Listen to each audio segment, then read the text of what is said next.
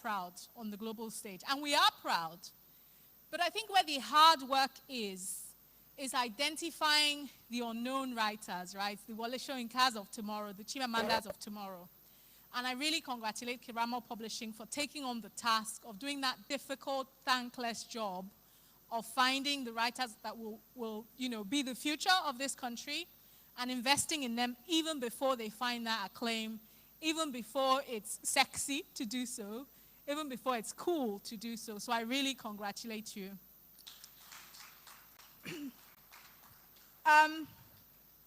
A big kudos for taking this task on. Over the last few years, I've read some of the work of the writers that you have supported, and I look forward to reading the work of the writers that will win the prize this year. And there's something that I often think about when I'm reading the work of the writers that you supported. And it's something that Chinua Achebe said when he said, "Let no one be fooled by the fact that we write in English, for we intend to do unheard of things with it." That's what I often think about when I read your writers. So I'm really excited to be here, congratulate you, and ask you to keep on doing the good work. Ultimately, there's the sort of satisfaction of today and now, but I'm sure there will be the satisfaction of 10 years' time, 15 years' time, 20 years' time, when some of these writers that you're supporting now become the icons of African literature, global literature, and the publishing sector. So thank you, and welcome to everyone who's here, and I hope we all have a wonderful afternoon. Thank you. Fantastic. Thank you so much. Thank you so much. Okay.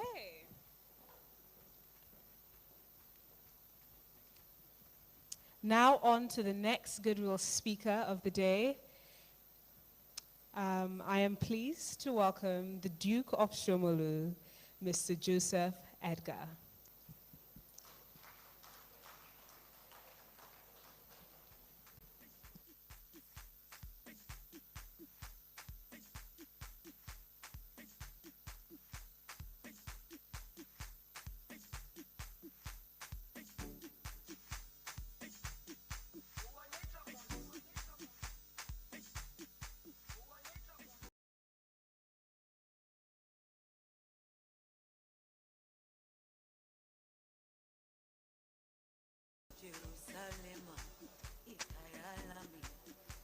Hello. Good afternoon, ladies and gentlemen.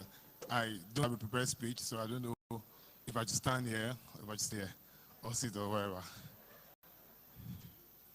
Okay, so I really don't know why I was asked to give this speech, this goodwill message. But let me just say something here. I met with Madame late last week, and she mentioned this event. And I said, "Oh, I want to come. And he said, okay, that I should come, and that she will ask me to give a goodwill message. And I said, okay, no problem. I got home and said, man, opportunity to sell my new book. So I called my girl, and I said, oh, we have to go and sell our book at the book festival at the hotel. And he said, okay, I should call Equal and ask Equal if I could bring my books. So I couldn't get Equal on the phone. I call. I finally got Lolade, who now said I could bring the books. So yesterday, on Friday, the first day of the festival, we sold one book. Yesterday, we sold 2 books. And then my girl calls me and says, there's a problem. I said, what's the problem? He said, there's no bulb in the book. I said, what is bulb? B-U-L-B. He said, that's what people who go to festivals like this look out for in a book. I said, please explain. He said, the bulb is something about the book at the back and also something about the author at the back. That since nobody knows me, that's why people are not buying the book, because there's no bulb in the book. So people are taking the book and they're not seeing bulb. said, my sister, bring my book, come back. We sold 500 copies of that book in 1 week. So anybody who says he's not going to buy the book because of no Bob, you don't get money, bring my book, come back. But why am I saying this? This is a very tedious profession. Koramo, books, jazz hall, quintessence. I used to pity people because when I go into those bookshops, I see the same books there, lying there, follow and all that. I'm asking, how do people pay school fees? How do they pay their children's school fees? We need to be able to bring back that reading culture. Do you understand? Because we are suffering in this country because of a lack of understanding of the basic issues that we need to understand to make this country, for us to fulfill our potentials as a nation. If you go to Instagram, social media, you will cry, you will weep at the level of engagement, at the very low level of engagement on the very, very small issues that affect us in this country. And it behoves on you guys here, who are the writers, who are the thinkers, you get to lead that push. You know, we will not say that, oh, people don't read, that's why we stop writing or stop pushing. People like Kuramo must always be given the support that they require, you get to keep this industry alive, because our very, very own lives depend very seriously on these things that we're talking about here.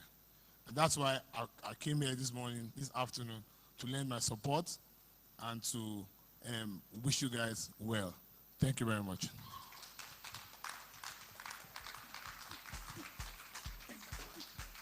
Thank you so much. Okay.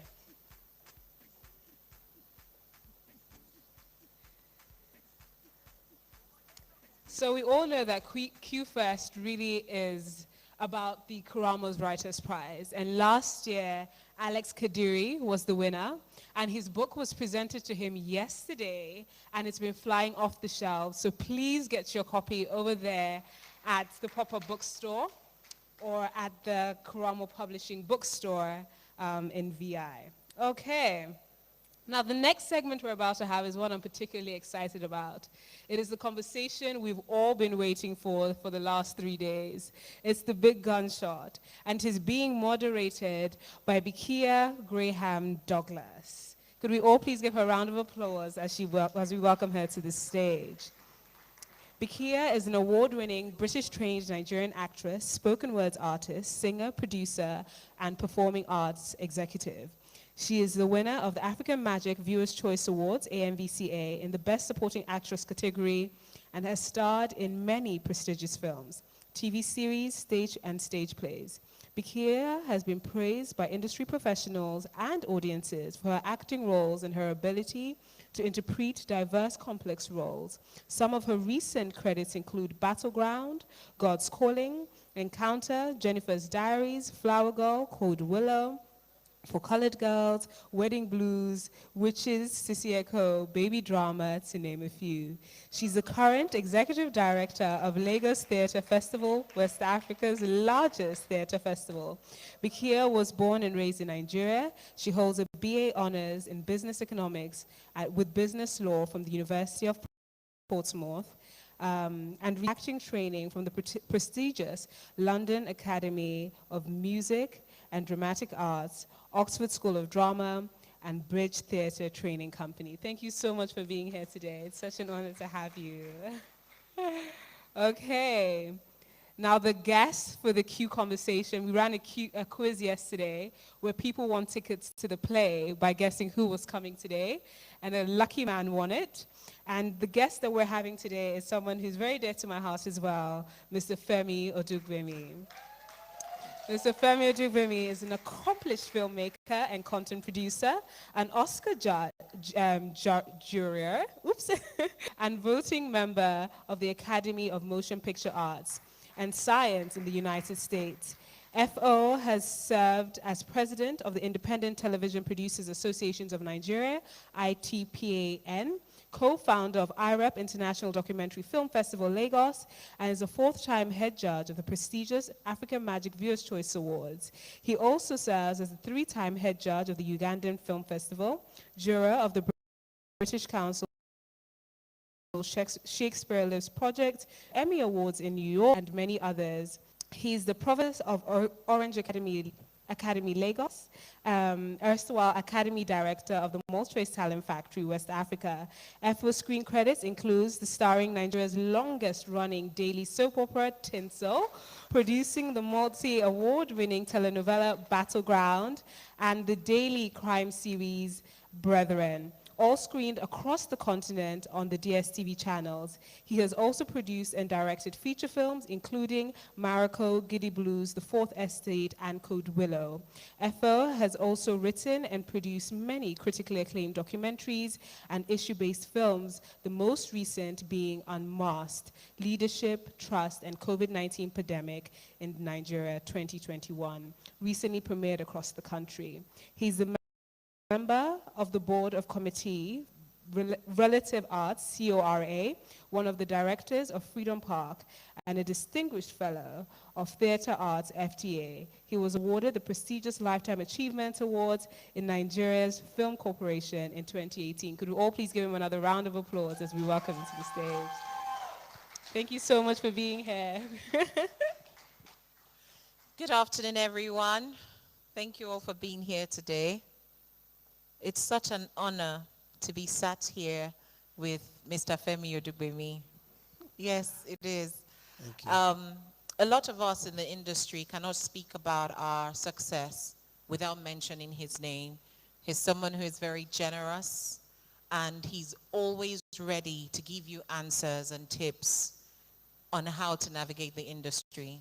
Thank you so much, sir. It's really an honor to have you here. Thank you. Yeah. Thank you very much. Okay, so I'm just going to go straight into it. Don't worry, not too difficult questions. In fact, there's really nothing difficult for you to answer. You always find a way. So I'll start from the beginning. A lot of us know you as FO in the workplace, but we don't really know a lot about your history, your personal life. Yes, we don't. So I'd just like you to tell us about your childhood, you know, like stories from your childhood, and if there's a particular memory that has stuck with you up until now. Please share that with us. Well, first of all, thank you very much, Bikia. Thank you, Kemi, for that introduction. But most of all, thank you to my sister, Mrs. Shashure, for the opportunity and honor to be here. I really don't know how not to separate who I am and what I do. I've sort of always wanted that to be distinctly separate for a simple reason. I think that, you know, social media and technology confuses a lot of things, and we can somehow followers are not friends. I grew up in the 60s and 70s, so I know friends to be people who you actually know, who you've met. So really, I don't put anything out there, because out there is really just to connect on a work level. But since you asked, I would go there. I was born on the railway lines at Fade. In fact, I was born in number 2 Ayonoga Street, Mushin. That's very important because I was born 1963, so I'm 58 years old. I've lived in Lagos almost all my life, apart from the period that I went to school abroad. But the only reason I went to school abroad was because I always wanted to study cinema, and I knew cinema to be different from mass comm. I always knew cinema to be different from theater. And the reason I knew exactly what I wanted was because back in those days, the late 60s, early 70s, almost every inner city community had a cinema. And the only thing that we could do back then was either play football on the streets or watch Indian films and Chinese films. That's something that I think shaped a lot of people who were born in my generation. Films were really how our worlds were expanded. My family was quite poor if we lived along the railway lines. And, you know, I learned, till today, I can't sleep for long because back then, you can't sleep for an hour before the jiggy, jiggy, jiggy, jiggy, jiggy, jiggy passes through. And it imposes a certain level of discipline, I think. One, I have clarity about what I do. I have clarity about why I do what I do. I have a lot of clarity about where to play and not play. And I think I have a good measure of how important I really am. I'm not. The work I do is important. So I tend to try and not stand in my own way or put myself in a place where I'm the conversation, not the work I'm doing. But I have a very robust life. I've been very blessed with friends. A lot of them, you know, are in my business. A lot are not. And I've learned to really sustain those values, I think, those of us from that generation, you know, came away with, which is, you know, rigor. You connect hard work to prosperity. You understand the value of humility, respect, ethics. Those things are not stuff that, you know, we didn't have social media, so we didn't have a lot of advisors and friends and a lot of, you know, life coaches. Our parents actually were parents. They actually were hands-on. They actually drew the line.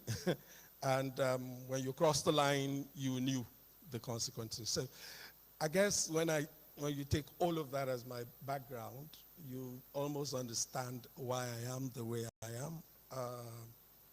So yeah, so this is an exclusive, right? But I'm really delighted to come here, maybe because Gbemi is also from my generation. We stick together.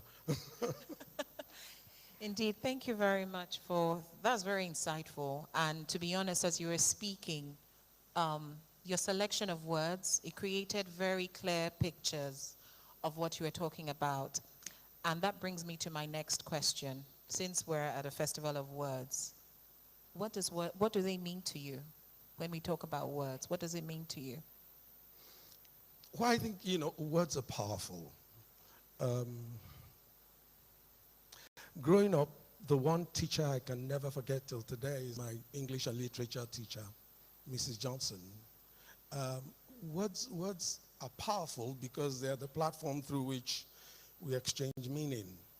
And as humans, everything we do really is about meaning. And there is no art form that words don't shape. And I think, you know, words are not the exclusive preserve of any art form because words culture. Words, you know, construct worlds. Words are critical to painting pictures. And everything about growth, everything about prosperity, about development, is really about how you connect to imagination. Because it's through that imagination that you create innovation, you bring people together towards a certain goal, you chart a future that everyone can work towards. It's words that allow us to connect to each other because there's just so much the exchange in terms of, you know, emotions, in terms of thoughts, that when they're put into words, they lead us in a certain direction.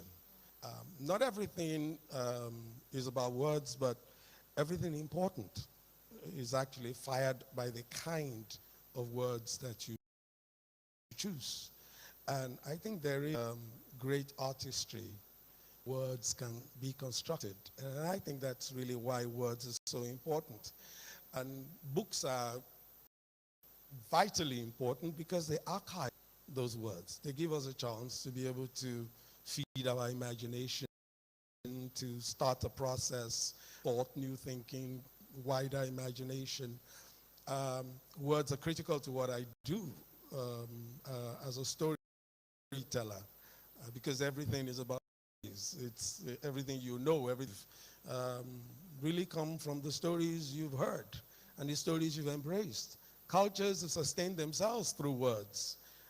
So we could go on and on about why these sorts of spaces are so critical because not only do they celebrate, excellent writing, they also sort of put out there the things that are important in a civilization.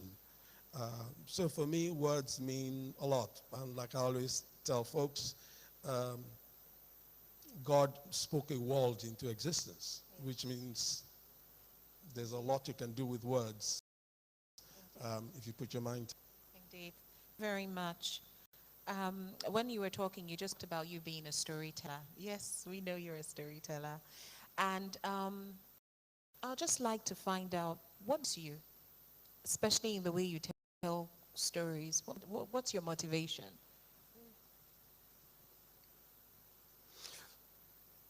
I love watching people. I love acting people. And I think, like they always say, reality is far more interesting than fiction.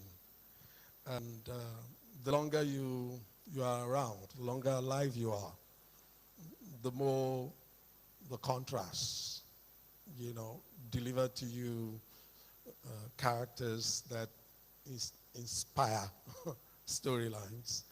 I often don't start stories from plots or I start from characters. If this person encountered this person, what sort of conflict could be instigated? For me also, the evolution of culture, I think, is something that we have to document in stories in a shall I say, in nuanced ways. Whilst I do fictional work, I also do non-fiction work. And so whether it's documentaries or it's in drama, what's going on in different cultures, how it's sort of like evolving over time, is something that I find dramatically arresting all the time, especially cultures that have had pain in their past, like ours. There's a lot that I think we see now which comes from unresolved, issues unresolved. The choices that our young people are making now actually have to do with a lot of baggage that's come from the past. But it's not just in Nigeria, it's everywhere in the world. Go into the inner cities of America, they settle sibling quarrels with a gun. That also has to do with stuff that they've left unresolved. I think for African communities, for the black race, there's a lot from the days of slavery, from the days of colonialism, that we have left unresolved. We have actually not sat down and said, and looked at ourselves to say, where has all of this left us? In terms of how we relate with each other, in terms of our value of life, in terms of what we consider to be success in life, our relationship with money, our relationship, this whole ongoing, constant, subliminal quest not to be poor. We haven't defined what poverty is. And so the things that we need to prioritize, to esteem, human values that we've sort of left unattended. And for me, those things are important, are easier to communicate through storytelling. They're easier to navigate, to sort of create debates about through storytelling. One of our shared failures is we don't even know what the word leader means. So we keep electing people, not because those people are bad, but because we that elect them, leader looks like. So we scream in pain for 4 years, and then at the end of the 4 years, we elect exactly the same people. So for me, those are the things tellers have to deal with. And those are the things that inspire what I do, why I do what I do, and the format in which I do what I do. Yeah, indeed. Very much. And as a storyteller, you've been very successful. So, Thank you. yes. So I would like to find out, when you embark on a project, how do you know what to pick? Because you must have a secret that you have to share with us today. How do you know everything you do, be it in, you've made documentaries, films, television. A lot of people may not know that. He's a very accomplished photographer too. And you've succeeded in all of them. So when you embark on a project, how do you know what to pick and they all end up being successful? Please share the secret with us. We'd like to know. Well, I'm not sure if there is a secret. There is a process. I think one of the things that I'm very grateful to my parents about is the idea that if you focus on ticking the box in a process, and that process delivers an outcome that is rewarding in terms of meeting its purpose, then you have to figure out a way to institutionalize that process in such a way that replicate your outcomes. That was what they gave to me. But that does not always work in the creative industries, because in the creative industries, you don't make exactly the same product every time. The challenges are different every time. But I still find that the process, putting in a process helps. The second thing is when I was in college, I went to college about 1979, Montana State, and that was when Ronald Reagan had just become president. And I was a 15-year-old Nigerian boy, so I was entranced by the politics of America at that time. And the gentleman, I mean, Ronald Reagan was already over 70 or so when he became president. And there was this complaint at the time that he often slept off at cabinet meetings. And they had this interview with ABC to address it. And he said, there is no limit to what a man can achieve if he does not care who gets the credit. It stuck in my head. Ronald Reagan knew very little about any aspect of science or technology or whatever. He was an actor. But as an actor, he went on to become the governor of California and ended up being a two-term president, simply because he knew how to put a team together. So I've always done that. I work with the best people, and that starts from my process. I put the product to rigor. I use focus groups. I don't connect my ego to my work because really they live in very different postcodes. I allow people to beat up my assumptions. Tinsel, I think the first 65 episodes of Tinsel that was written was ultimately dumped in a trash. Battleground went through how many sorts of episodes that were never really shot. We had arguments upon arguments about characters and people that would be in it, not because we didn't have people available, but we were very specific. But that comes from preparation, comes from designing and having a team that knows what they're doing. I never have any expectation of success for the simple reason that I work in Nigeria. Sometimes something is good has nothing to do with whether it succeeds. But I try to put in everything that I can in the immediate, simply because I really don't work for money. I said that at an interview like some 20 years ago, and someone was laughing. But it's true. I don't work for money. I work for legacy. The problem with the work we do is it never goes away. Whatever you write as a book, whatever you create as a film, whatever you create as a stage play, never, ever goes away. So if you rush and do it now, in 10 years, someone is going to bring it up. Will you still be proud? Well, the only way to be proud will not be that it was successful. The only way to be proud will be that you gave it everything you had at the time.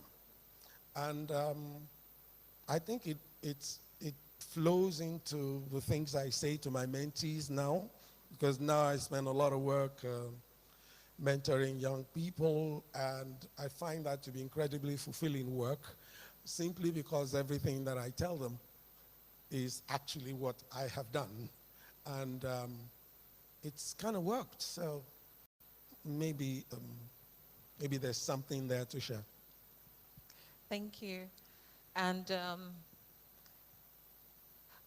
for me, I call my projects my children. And yeah, I know you're going to say you like all of them, but we'd like to know, can you share one of your favorite projects with us and your least favorite? Because you've had so many. Well, I don't know if I have favorites, because I'm always so nervous before it's all out there. And then sometimes you're not really quite sure why people like what they like. But I have characters that really stick in my head because somehow they work, somehow they've been very interesting. Your character, Adiza, for instance, was always something that I never thought would turn out the way it did. But that's kudos to, your hard work and all of that. Thank you, sir. In Tinsel, so sad that Victor is gone away from us. That character was something that took us a long time to select, because the obvious choices in the industry, I didn't really think had everything that we needed there. And, Victor brought a presence to it immediately. So for me, just thinking now, I realize that, that's one of the permanent gifts that is given to us, even though he's no longer with us. It's those sort of characters that I think about. Shafi's character in Battleground.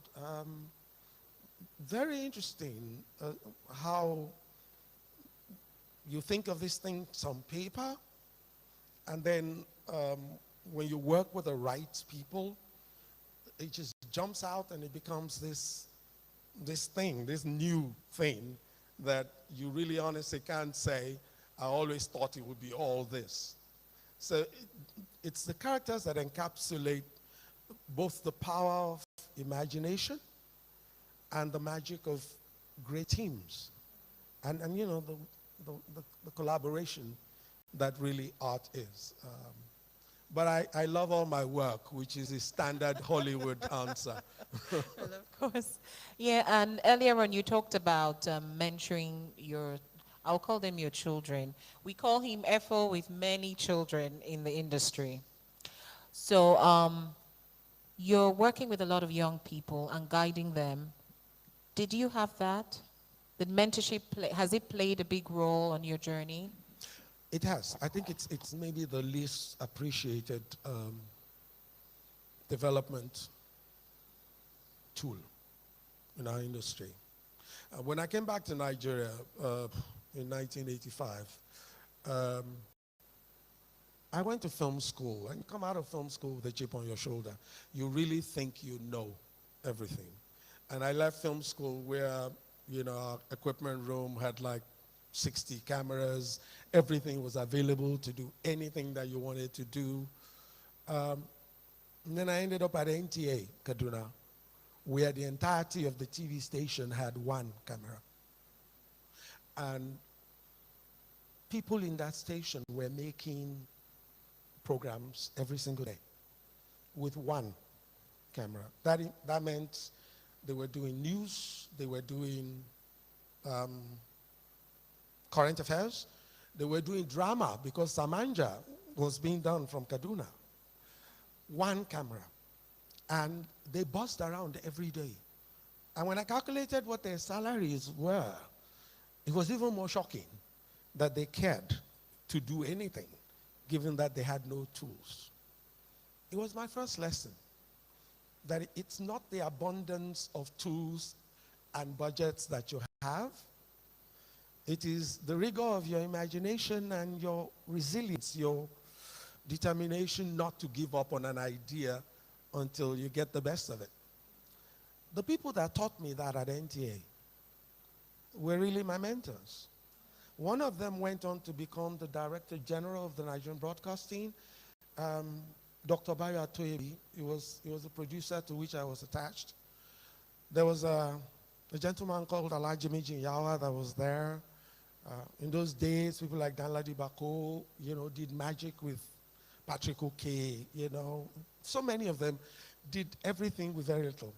But when I came back to Lagos, people like Jimmy Odumosu, they were doing amazing drama. Lola Fanikade, these guys, just by their work ethic, the kind of determination they had in a space that had no resources, taught me how to not predicate the success of my career on how much I have or don't have, or resources that I have or don't have. And I think that's really where my understanding of how mentoring can shape a career started. But there are many levels to mentoring. The first level is the mentee understanding or studying the process and not the celebrity of a successful person. And when I talk about mentors now, the people that I mentor, I truly tend to push hard for the simple reason that they need to acquire that understanding that process is so important and that you can't fetch out of an empty bucket. You can't, I was telling some of my students earlier today, you can't look for social media affirmation, you can't look for public validation ahead of actually creating something, ahead of actually putting a product on the table. You can't be called not producing anything. You shouldn't embrace the title of being an author if you haven't actually authored anything. And I think those are the things that, it's not that difficult. It's us that should call Judy Dada a playwright. He shouldn't be the one identifying everywhere as a playwright ahead of an actual product. And I think that's really where it's at. The first thing is the process. But the second thing, in the mentoring process, character matters a lot. In the days when I was younger, we talk about wuru-wuru to the answer when we do mathematics and arithmetic. And sometimes you get the answer and then the teachers insist on you going to the board and actually telling them how you got it. We have to get that back. The idea that how someone made money does not matter.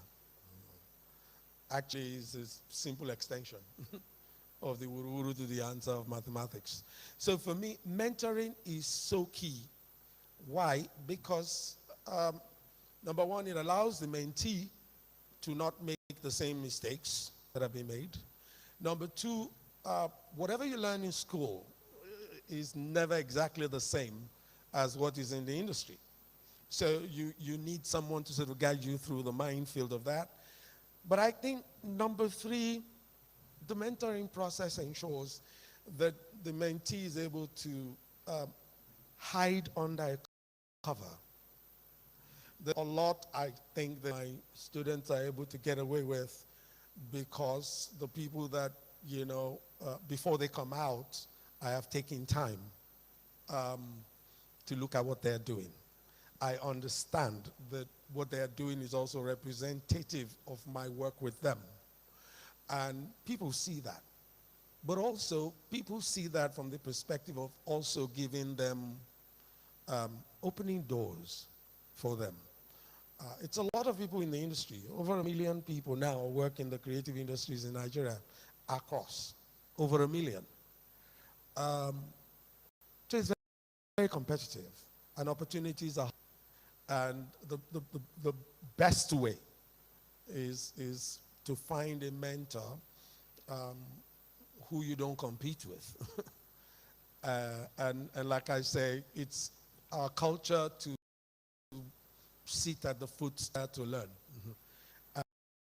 But that's not the social media culture. Media culture, basically you have people who want their mentors to die because they think that creates the space for them to thrive.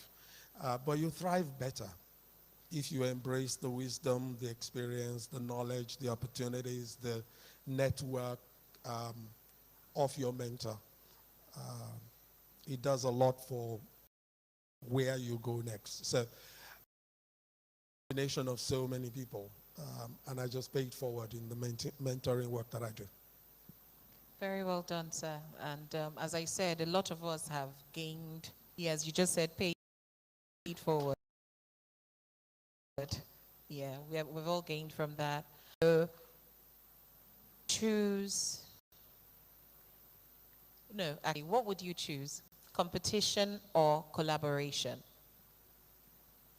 Well, that's not difficult, is it? I think generationally, there's a lot we learn from just some phrases that people said around us while we grew up. In my time, they would say, how do they say that in Yoruba? Agbajo Wolin Soya. What do they say about brooms? When a broom sweeps best when it's like in a bunch. We grew up knowing that there was power in teams, collaborations, for the simple reason that in collaboration, different expertise comes to play. Areas of strength are brought together in pursuit of a single task. I think the problem with competition is that if you start off with deciding the credits, you hardly ever really end up getting everybody committed. Because if we've already decided that, it's all going to be about you, why should I bother? The ease with which I give credit has never diminished my importance in anything. I am quick to give credit to a lot of people in the work that I do. Not because I'm generous, but because they deserve it. And it's as simple as that. I can't imagine that, you would work with a crew of 70 people and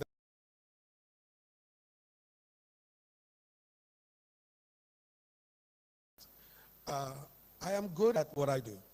But what I'm really, really good at is that I'm able to get the best people together. And keeping the best people together, going in the same direction, is not always that easy.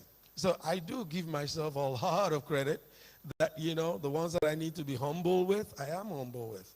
The ones that I need to physically beat up, I do.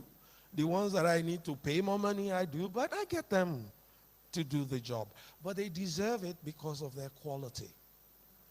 And it just depends, I suppose, on ambition. Because if your entire ambition is to be celebrated on social media, well, yes, you can do a lot by yourself. But even if you're just writing a book, you need a very good editor. You need publishers who believe in what you're trying to do. You need designers who, you know, you need guys who specialize in writing blobs. I heard that, I couldn't stop laughing. but it's so true. You just need different people to make it work. By the way, I saw Awo. Amazing work. Thank you for doing that.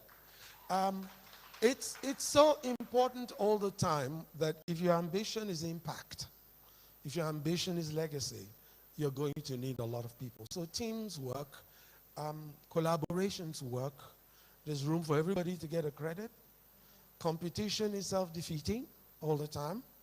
I don't know how else to put it. Thank you. And that brings me to IREP Documentary Film Festival, which is a collaborative effort with one of your best people, Mr. Jamo Nanikolakwa. He's not the only person, I think there's, yeah. Yes, but I heard that IREP was formed over a bottle of wine. Is this true? And can you tell us how this happened? I really must absolutely debunk that. It was not, IREP was not formed over a bottle of wine. The idea of it. IREP was formed over several bottles of wine. I think it's important to clarify because I paid for those bottles. IREP is a child of it's a child of circumstance. I attend a lot of film festivals because how I learn. Is also how I experience other, other works out there. So I used to go to Ghana. I used to go to Accra to a festival called the Real Life Documentary Festival. And I did for 3 years, and there were a particular number of guys who I kept meeting year on year. One of them was Jamana Nikolakbo. Another was Professor Awam, Ankpa at New York University. Another was Makin Shoyinka. And there was also, I'm trying to remember now, there were about 5 of us. But every year we went, we would end up being the only ones in the theaters watching these films. A lot of the people, the audiences in Ghana will come for the opening ceremony, they will take pictures, and then they will disappear. They will never actually watch the films. So we were at the airport leaving on the final, the year, I believe it was 2009 or so. And we realized that we actually were the only ones who watched almost all the program. And so I asked the question, why do we pay for flight tickets to go to Ghana and end up being the only ones in the theater? Why can't we? Kuku do our festival in Nigeria, save the transport, and it started off like a joke. And yes, it's very difficult to get Makin to committing to anything without a glass of wine. And it just turned out that each time I gave him an extra glass, he needed to think about it some more. So we did end up, but it's folklore now. IREP is now 10 years old. It's become the biggest documentary festival in sub-Saharan Africa. I was just on a call yesterday with some folks in South Africa, and I was shocked how many people, sort of take their learnings from IREP. But we do IREP at the Freedom Park every year. We show roughly about 30 documentary films. But we've gone from the first year at Terra Culture we've gone from just about 5 Nigerian documentaries to Nigerians, submitting 30, 40 documentaries that were made in Nigeria that were about Nigerian issues, and now we have, difficulty selecting. So for me, that makes it successful. We've gone from about 70 people in our first year to about 4,000 over the course of 10 years. So we've sort of, it's still incremental, but documentaries is critical to an industry like ours. It's critical because documentary is that sort of art form that leaves you with the responsibility to think, to review what you know, to take a position on an issue, to get more information, more perspective, and all of that. So for me, it was not that difficult to want to do it. The difficult part was to find people who believed as strongly as I do, who committed as much as I did. And Jaman and Mackie and Theo Lawson is also one of our directors, and Professor Awam. If you get anyone to stick with an idea for 10 years in today's environment, you better believe that they truly believe in that idea. It is who they are. So it's easy for us to collaborate. We still drink wine, but we do it with a sense of satisfaction that, the platform has given so much to so many. It's no longer about us. Young people are running the festival now. And for me, just getting my film or mask into it for this virtual edition that we had in 2021 was really instructive, because the young people who do the selection kept sending me queries about why it needed to be selected. I thought that was really good. That would you rather? But they selected it in the end, so it must be I still do some things right. Well, good for you that your movie got into the festival. And that brings me to, you've been a member of the Academy of Arts and Science. You're an Oscar juror. Please give him a round of applause. Yeah. How did you get selected? And how does it all work? I have absolutely no idea how I got selected. But I have since found out what the process is.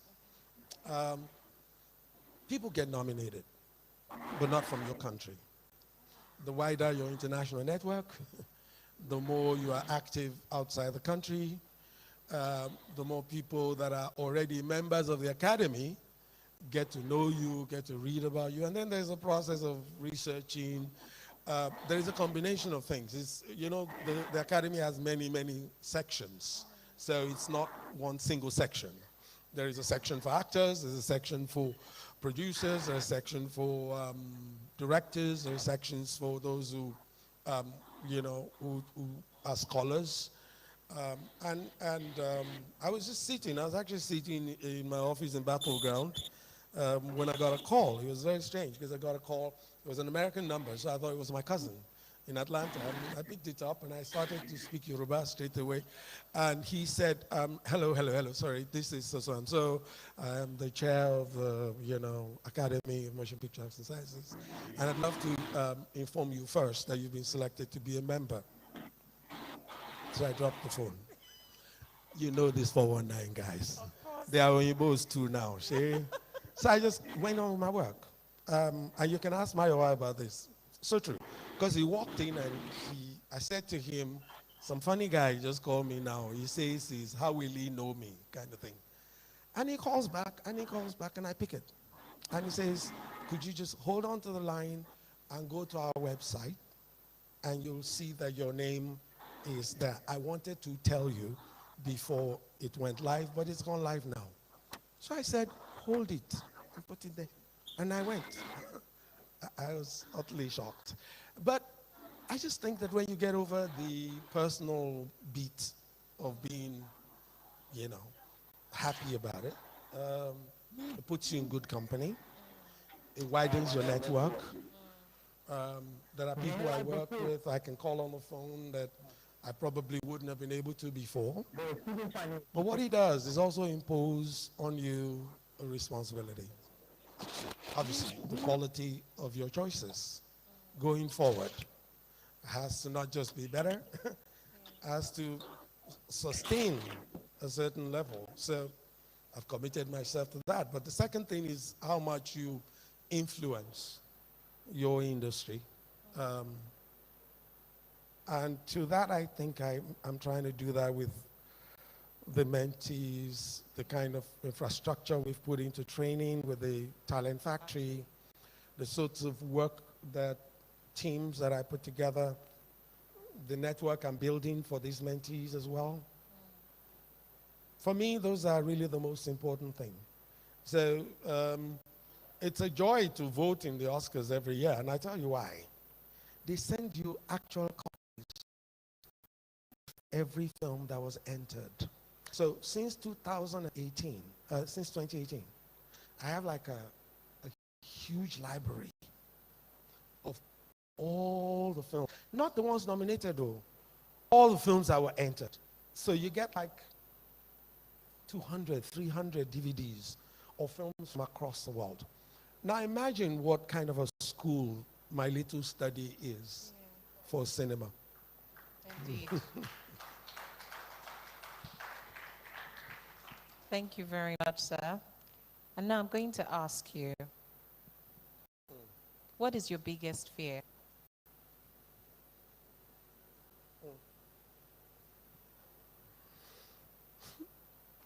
Honestly,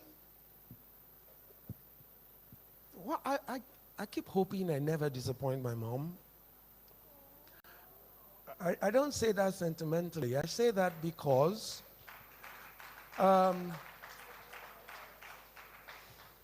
I grew up in the midst of, my father had a lot of sisters, and he was a beloved brother. I grew up with 3 sisters. Solomon. I Solomon. had 2 brothers eventually, but it took them a long time. My mother insists they were planned. I don't think so, but So play they are here. guys. Yeah, just be playing that in I'm my older ear. than them I by can't hear the like guitar. forever. Is Uche playing? So I grew up with women. Tell Uche to And play my so mother, they can make sure I can hear him in my ear. she's now 83. He should put his phone down and play the guitar. She didn't go to school, but I'm not kidding you. I Play your don't know guitar, many naturally intelligent, wise, committed humans. And as she grows older, Hold on, they'll come and meet you. Don't touch it. she continues to impact me with a sense of balance that is very interesting. She ended up much, my dad is passed, so we can more or less say this. My dad was an accountant at the Nigerian Broadcasting. He was one of the first sets to graduate from UI. So he was an elite. He was very proud of himself. He worked for 30 years at Nigerian Television Authority. And my mom was a housewife. She sold things. And I completed the building that my dad started. My mom built over 6 houses with my dad not knowing. Right in his house, feeding him with food, kneeling down every time, begging him each time that he seemed to be upset. I knew about the houses, but my mom had tenants that she insisted should not pay because they cannot afford to pay. There is a lot about her that one day I hope I write a book. But if you ask me, my secret fear is that I do something one day because of this crazy industry that would weaken her. That would be terrible. I don't really have to do anything for money, but I do everything so that she would be proud. And I think I'm doing well so far because, it was joyful for me because she watched Battleground in Yoruba, and she called me. And she said, Kudebad at all. That was more than enough. Oh, bless you.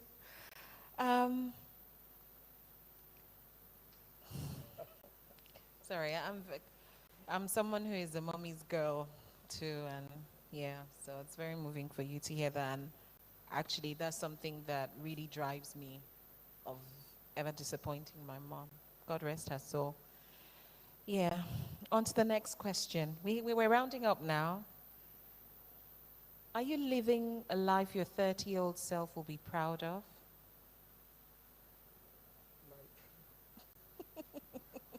My 30-year-old self was very foolish. I'm not sure if my 30-year-old self knows what I know now.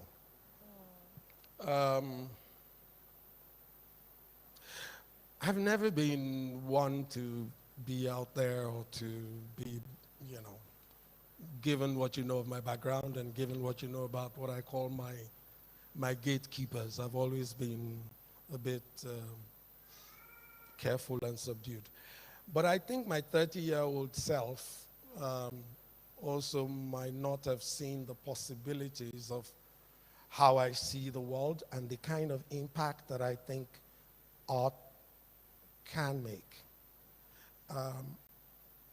I think we have a lot of active people in our creative industry, but we don't have enough understanding of the arts.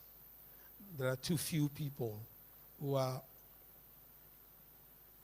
really understand that the arts is not about the expression of talent, that the art is about the championing of a perspective, that the art is the product of someone who has synthesized a lot of information, who has lived, who is reflecting, not just regurgitating. And I think that has to do with how we've prioritized art from very young. As a society, we need to invest more in the arts because that's really the soft power of how you create a mentality of impact, of innovation, of imagination, of not just talking about where we are, but where we can be. And until people can visualize where you're taking them, you really can't. Everybody just fights about what is, not what can be. And I think, at 30, I was not as sensitized to that power. I am now. And what it does is it reflects in the sorts of time that I allocate to things that don't matter. It reflects in, my understanding of impermanence, the idea that, none of us is going to be here forever, and that whatever it is that you're doing, and who you're doing it with matter every day. Tell Uche So to my put his phone 30-year-old down now self and to would play the not have guitar. created, my students So I have can make sure I know the can hear him. phrase, That's what he's meant to be ideas doing, love playing the speed. guitar. They repeat it all the time because that's what myself now know to be And happy. what's the most vital. I want to and hear most the key of important paper, to me. guys. So That tell you there's guys be playing the key output, of paper. that I the can hear you, legacy Solomon. is carefully crafted, and Uche that, can hear you. you Uche can impact, hear you. you Uche have cannot to hear you. put Somebody should out tap there him. a sense Someone of should tell a VJ to sit up worldview straight. and your own hopefulness. In the end, art is what gives hope. And so when you're an artist, when you're creative, you have to understand that power. And in the midst of all your creativity, there has to be that responsibility that you not only carry, but that you commit yourself to. Indeed, thank you. And the final question. In fact, I can two. hear the guitar now. Yes. Do you have any regrets? That's the one. And the second one is, what would you like to be remembered by?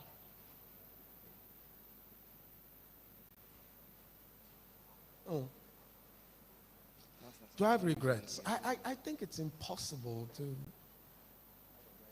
live a life without at least thinking to yourself there are some things you could have done differently. I need to hear the keyboard. The French people have Okay, so. a proverb. They say that "Ma pẹ́ láyé ojú mi ò ní rí bí, ó máa di kan mú ni," right? I think it's in the course of living. I have regrets. They're not to be shared at this forum, but I do have regrets. In a work environment, do I have regrets? Yes. There are people I really wanted to work with, who somehow I never got to it before they exited. That's a big thing. And I have a couple of them that I'm very sad about. I'm regretful that I didn't do more with Uncle Steve Rhodes before he passed. That was an Amazon of a man. And I wish that I'd not taken the opportunity to be close to him, to be for granted in the sense that I thought he would be around much longer.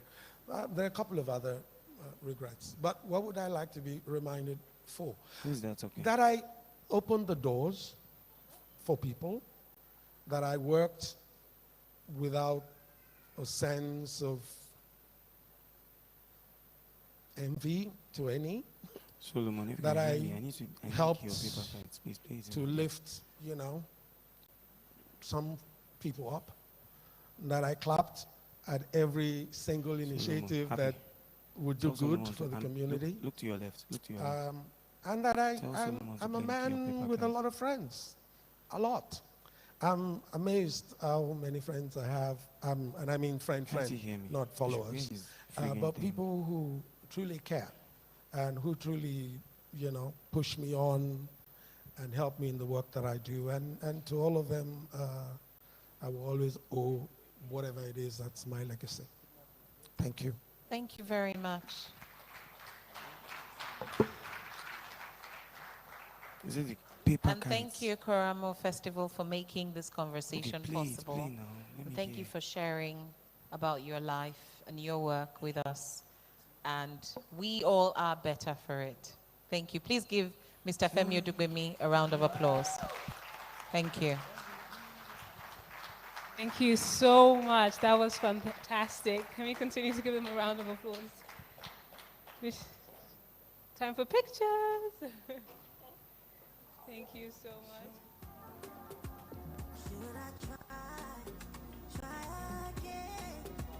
But now my heart is still the pain.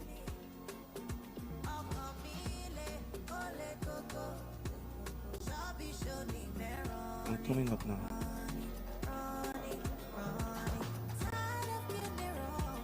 This won't be another heartbreak song. Somebody's gonna go find me one day. I don't dare wait, don't stay too far away.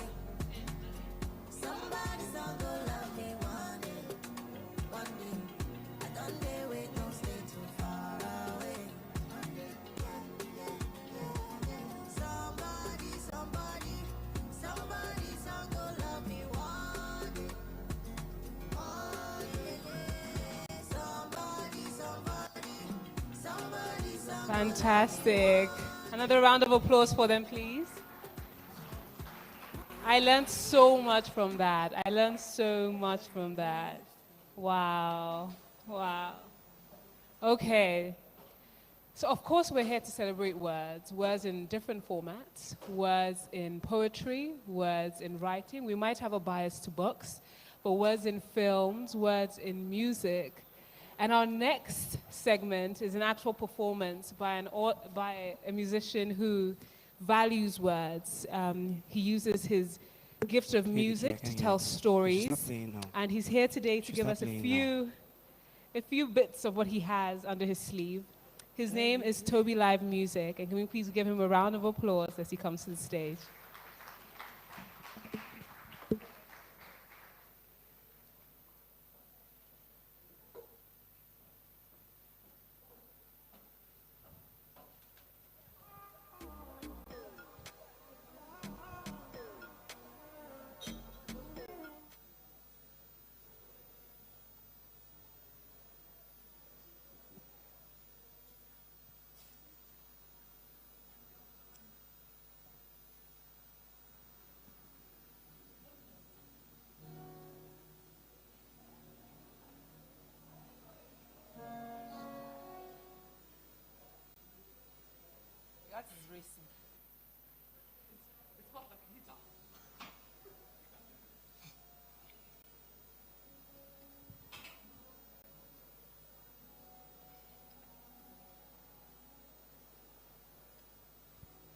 Every breeze tells a new story.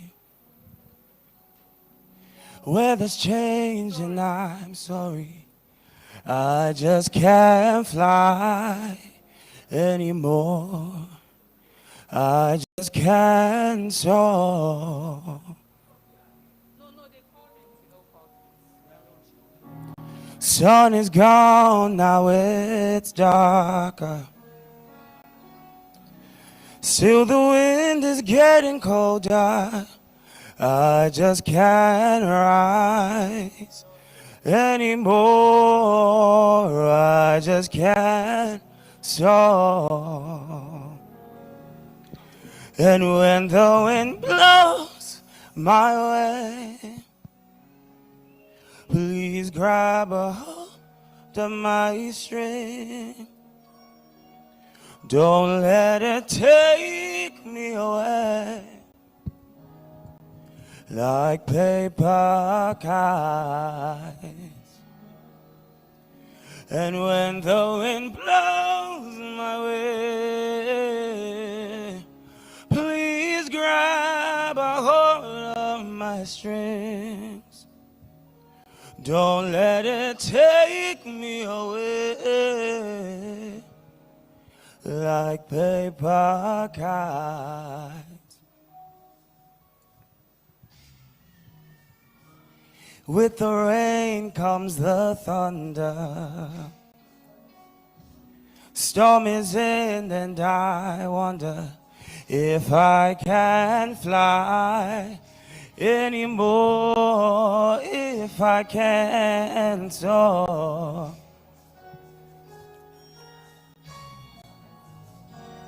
Every drop is getting louder, and the puddles are getting deeper. I just can't rise anymore. I just can't soar. And when the wind blows my way, please grab a hold of my strings. Don't let it take me away like paper kites. And when the wind blows my way, please grab a hold of my strings. Don't let it take me, don't let it take me away like paper kites. No.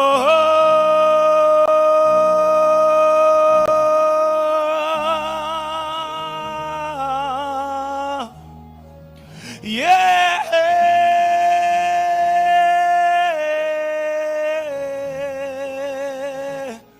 Oh,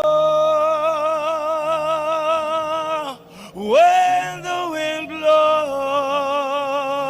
my way, please grab a hold of my strings.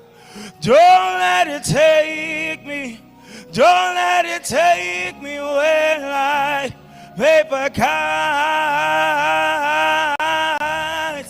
When the wind blows my way, please grab a hold of my strings. Don't let it take me away like paper kites. And when the wind blows, when the wind blows, when it blows, when it blows, don't let it take me away like paper kites.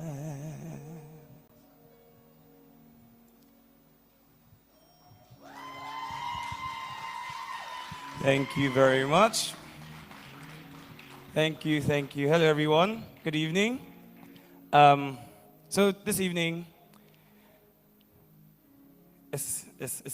we're performing together. And so everyone is going to either be a backup dancer or a backup singer. So when you hear a chorus, you know I need you to scream as loud as possible. And when there's a song you want to dance to, I need you to dance as hard as possible. Yes? Okay, fantastic. The song I just performed, titled Paper Kites, it's an original of mine. And now, I'm going to do a cover. So yeah, enjoy.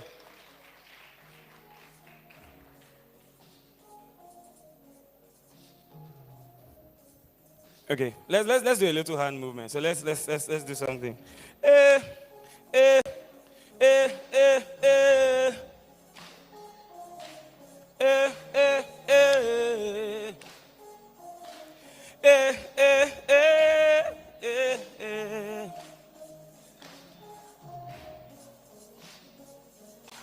I'm blinded by your grace. Yeah.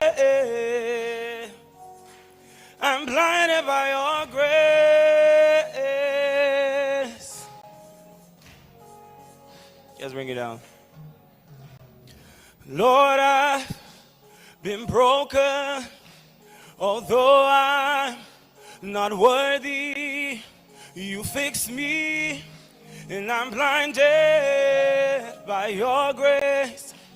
You came and saved me, Lord. I've been broken, although I'm not worthy. You fixed me, and I'm blinded by your grace. You came and saved me. Yeah. Whoa, whoa, whoa, yeah. So the band is going to have a little fun. Let me see. Come on. Eh, eh, eh, eh, eh, eh, eh, eh, eh.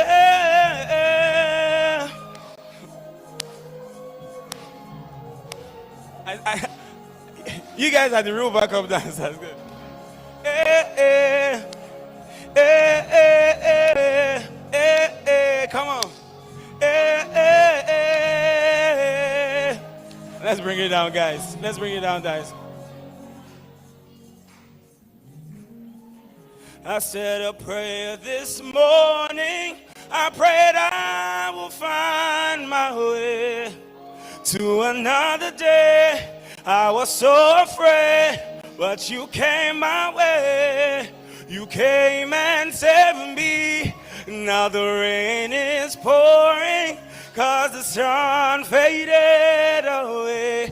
Now I'm in a better place. I am surrounded by your grace.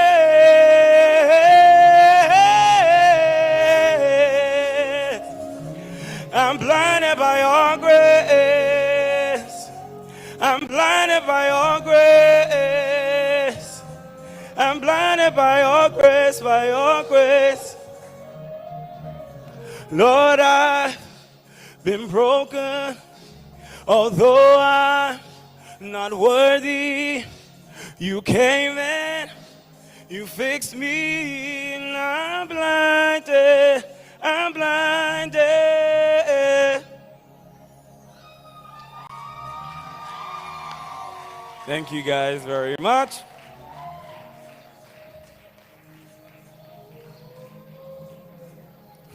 My band is they're enjoying themselves. Okay. Who's had a lovely Qfest 2021? All right, guys. So for the next song, I want you guys dance. Let's have some fun together. It's a classic, so we'll rock to it. You guys ready? Let's go. 1, 2, 3. Let's go. Come on, let me see you guys. Let me see you guys on your feet now. Where are my backup dancers?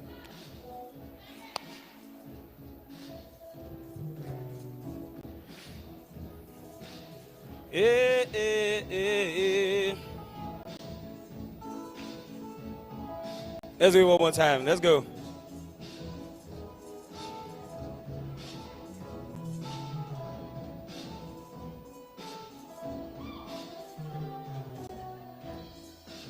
When I wake up in the morning light and the sunshine hurts my eyes, I think I forgot the words to the verse. Oh, and it's heavy on my mind. Then I think of you, and it's alright with me. Just one look at you, I know it's gonna be a lovely day.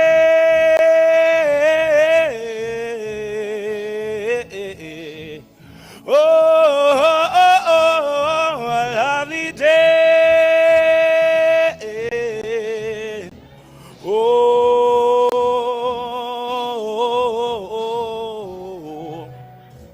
When the day that lies ahead of me seems impossible to face, and when everyone else but me, always seems to get it right, then I look at you, and I know it's gonna be just one look at you, I know it's gonna be a lovely day. Okay, so can I hear you guys? Fantastic. A lovely day.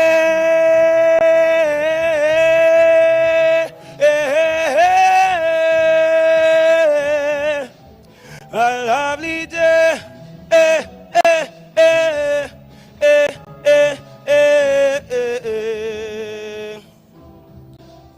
A lovely day.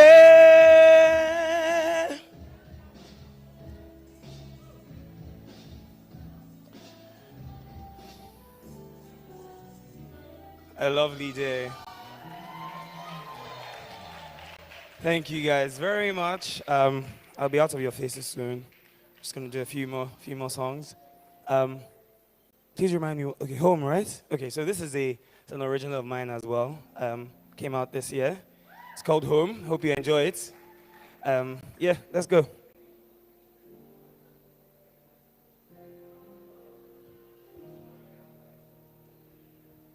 This is not the end. We're only getting started. If you look any closer, you see answers are clearer in time. And this is not the rest of our lives. If you lean any closer, you see answers are clearer in time. So look beyond your eyes, your hopes rising up, farther than the lies, never adding up. Way much more than life, you're a gift, you're a son. So come on home to where you belong. Come on home, there's treasures you can trust. Come on home, the dark days are gone. Come on home, come on home, come on home to where you belong. Come on home, there's treasures you can trust. Come on home, come on home. Listen to the truth. Emotions fade away. And they say love is more clearer than Mrs. or Mr. I dare say. Welcome to the new order of the day, where home will protect you and love let you be you instead. Look beyond your eyes, your world's rising up. Farther than the lies, never adding up. Way much more than life, you're a gift, you're a soul. So come on home to where you belong. Come on home, there's treasures you can trust. Come on home, the dark days are gone. Come on home, come on home, come on home to where you belong. Come on home, there's treasures you can trust. Come on home, the dark days are gone. Come on home, yeah.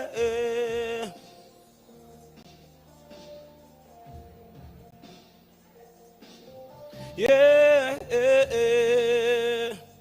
Come on home.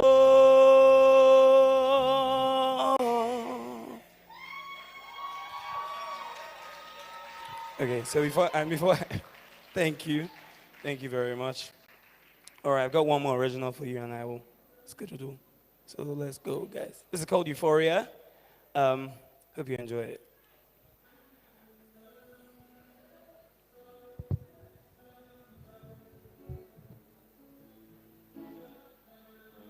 This is one of my faves.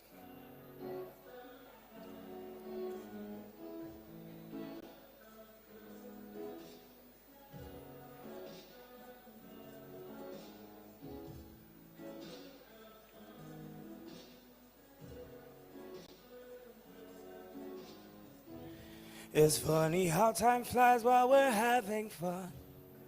Oh, what we take for granted. Never thought I'd be alone, but now I'm missing everyone. It was great while it lasted. If I had a dime for every time I call your name when you're not around, I'd be a billionaire. But all that silver, all that gold cannot compare to what I feel when you are here. And even when the movie's over, and even when there's no euphoria, as you get older, my love for you will only grow stronger. You'll never be alone, 'cause I will always be with you. Even when the movie's over, my love for you will only grow stronger. Yeah,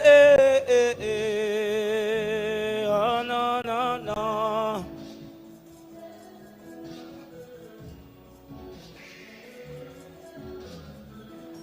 I wish that I had known how hard it'd be to say goodbye. Though I act like I'm just fine. And if I said I wouldn't cry, I'm sorry, but I lied. Well, at least I admit it. If I had a dime for every time I call your name and you're not around, I'd be a billionaire.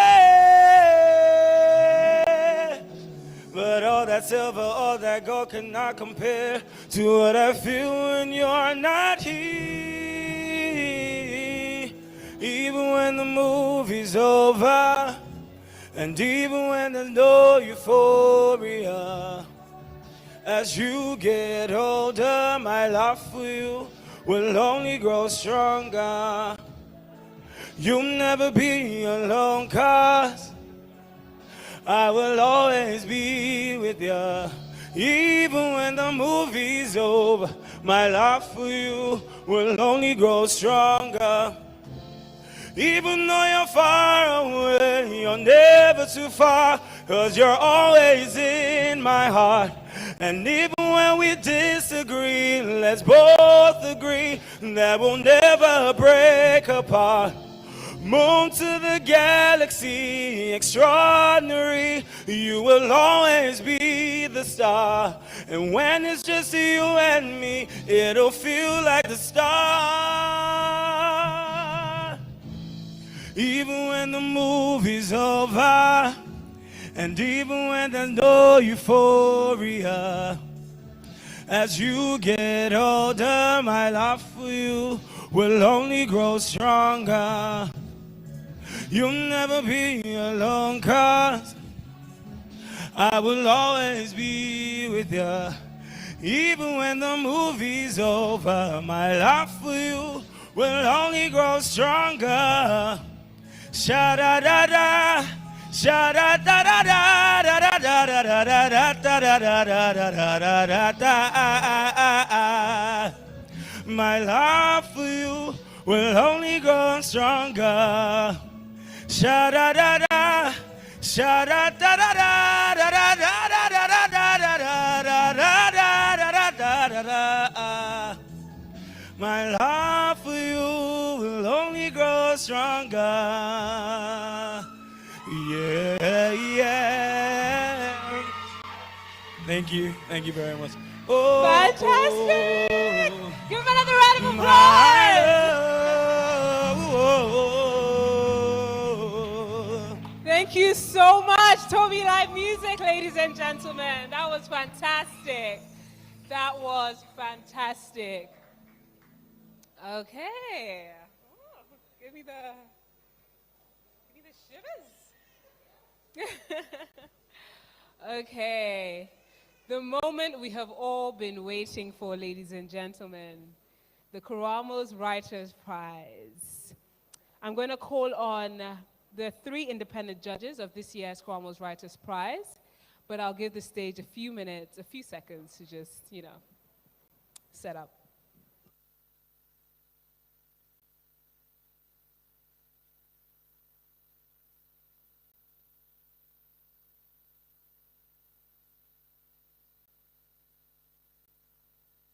Little game while we wait.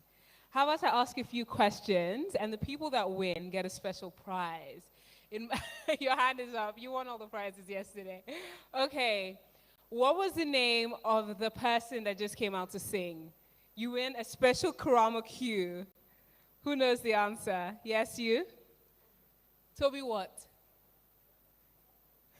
Toby Live Music. Well, you came close. Here you go. I'll bring it down to you. Don't worry. Okay, next question for another cue is, what edition of Karamo are we on now? What do you say? The 5th, yes, you won that. Okay, you wanted to win it too, fair enough. Who was the winner of last year's Karamo's Writers Prize? No, you can't answer again. Who else knows? Yes, you at the back. Alex who? Ah, nice. Okay, you win as well. Let me see. Last question. What was the name of the Q conversationalist that just came up to speak? Yes? Fantastic. You win as well. Okay, I'll probably give some more prizes out when Toby comes out for the second one. But now, to the main event of the day, the Karamos Writers Prize. It is with great pleasure that I introduce the 3 independent judges of the QWP 2021, Jude Idada, Lechi Eke, and Adam Abubakar Ibrahim. Jude Idada was the fantastic director of last night's play. He wore many hats at this festival. He's the winner of the NLNG Nigerian Prize for Literature and AMMA Best Screenplay Award, and ANAA Prize for Drama, and the Goethe Institute African Project finalist, and longlisted and shortlisted nominee of the NLNG Nigerian Prize for Literature. Jude Idada has continually blazed the trail in the art scene. Can we please give him a round of applause as we welcome him to the stage? Where is he? Maybe he went on a bathroom break? Let me call the other judges up. All right, our next judge is Lechi Eke. She's a writer, a book editor, and a literary scholar whose love for literature has driven her into pursuing up to 900 level. Eke has worked the ladder of the publishing industry from the bottom to the top, earning her eyes as the Tsunari of the publishing industry. She freelances as an editor for some publishing companies in the literary category. Eke has written over 30 short stories and 3 unpublished long ones and is constantly writing. She writes for a column on an online newspaper and hosts occasionally children books readings on NTA Educational Channel. Can we all please give her a round of applause as we welcome her to the stage? She's not here? Okay.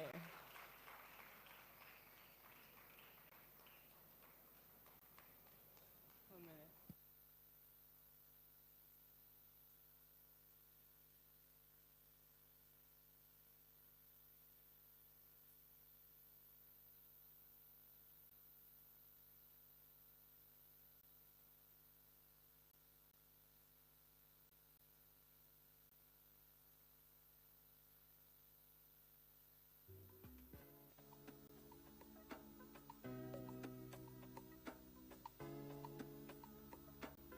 Roach Beats.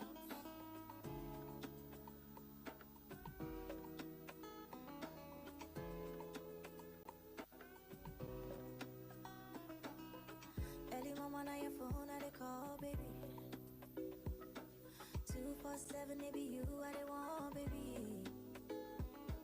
While I know yawa for you, baby. Chai, pack well and balance well for me. Baby, baby, oh baby. Baby, baby. Baby, baby, oh baby. Baby, baby. Yeah, yeah, yeah. All right, so sorry about that. Okay, next up. Okay, he's up. Hi. All right, next we have Adam Abubakar Ibrahim, author of short story collection Dreams and Assorted Nightmares. If you were here on the first day, he was up for an author's chat. It was fantastic. And the novel Seasons of Crimson's Blossom, which won the NLNG Nigerian Prize for Literature and has been translated into several languages, including French, German, and Talim. It follows his debut short story collection, The Whispering Trees, which was shortlisted for the prestigious Caine Prize, wow, for African writing and the Etisalat Prize for Literature. Can we please give him a round of applause as we welcome him to this stage? Fantastic. Fantastic. They're going to speak briefly about the top 5 finalists. Then we will screen a trailer for a movie and then get back to actually announcing who won the Karamo Writers Prize of 2021. Thank you so much.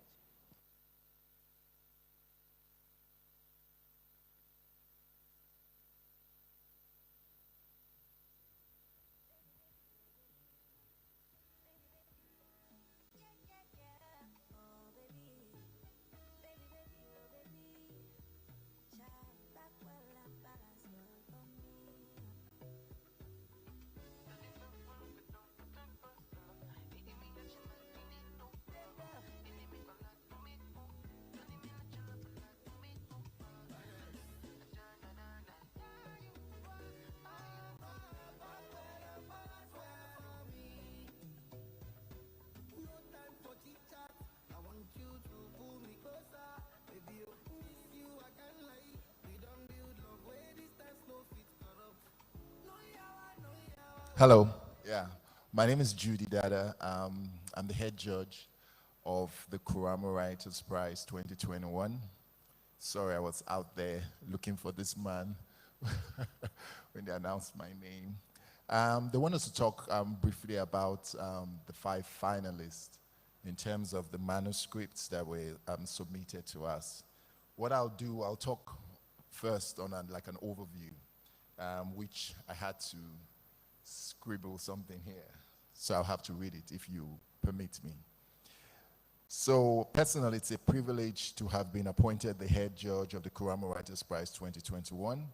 This is a prize I had been engaged with from the outside over the years. So to helm the panel this year is a singular honor given to me. So I thank, well, she's not here, Mrs. Beme Shashere and the team at Kurama Publishing. I believe in creating platforms that encourage, inspire, and empower the people who own tomorrow. Thus, a Writers' Prize for unpublished writers is sowing that promises a bountiful harvest. This year, the themes and issues explored by the entries received revolved around religion, LGBTQ issues, culture, the passions of love and hate, health, fantasy, migration, multiculturalism, social malfeasance, etc. And it was interesting and challenging for the other judges, Abubakar and Lechi, and myself to select 10 deserving writers from the submitted manuscripts and then the 3 from the shortlist. We believe that the 3 we have submitted for the shortlist in terms of to Kurama Writers Prize themselves, when we went through the rigors of reading them, these 3 writers, when those manuscripts are sent through the rigors of editing, when they are published today, tomorrow, or in the days to come, they will be very successful. This is important because in the onset of being presented those manuscripts, they had given us 5, there were 5 things we had to look at, and we did do that as judiciously as we could. And it was challenging, it was tiring, but at the end of the day, we believe that we got into an impassioned, was it an argument? It wasn't an argument, right? A debate that finally led us to selecting the 3 shortlisted writers that has been announced already by Kurama Writers Prize. Sorry about that, I'm waiting for my phone. So everyone that submitted and were longlisted and shortlisted, you are winners because the career of a writer is a marathon. It takes perseverance and self-belief to be counted deserving. So keep writing. So this is to the, I think they're here, the 5. So keep writing, keep knocking on the door. Success comes in different forms. Yours is coming. As long as you keep doing the good work, it will find you prepared for the eventual winner that is announced as the winner. Congratulations to you, and be prepared for the hard work that will surely come. For to whom much is given, much is expected. The searchlight is on you, and you are as good as your last work. Hence, do not rest on your oars. Do not allow laxity and overindulgence in your hype or the hype become an albatross. Your fountain must not run dry. You must push yourself so that even when we see your best, we will be rest assured that something even better is coming from you. So that is whoever is going to be the winner amongst the 3 shortlisted manuscripts. So the 3 shortlisted manuscripts, in no particular order, are Fate of the Fallen,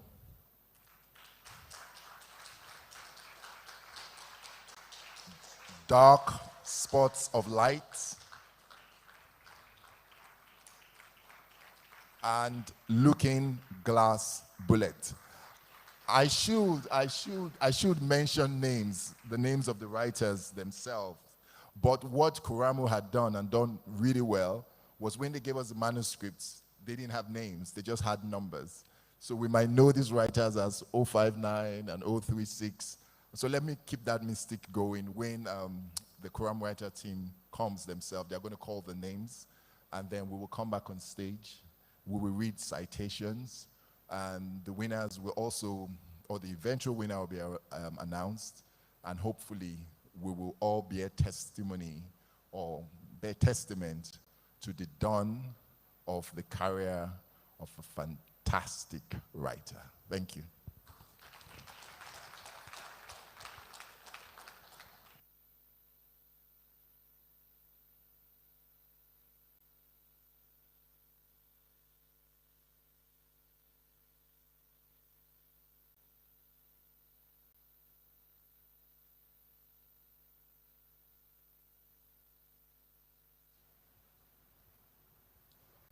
You have to take your mic.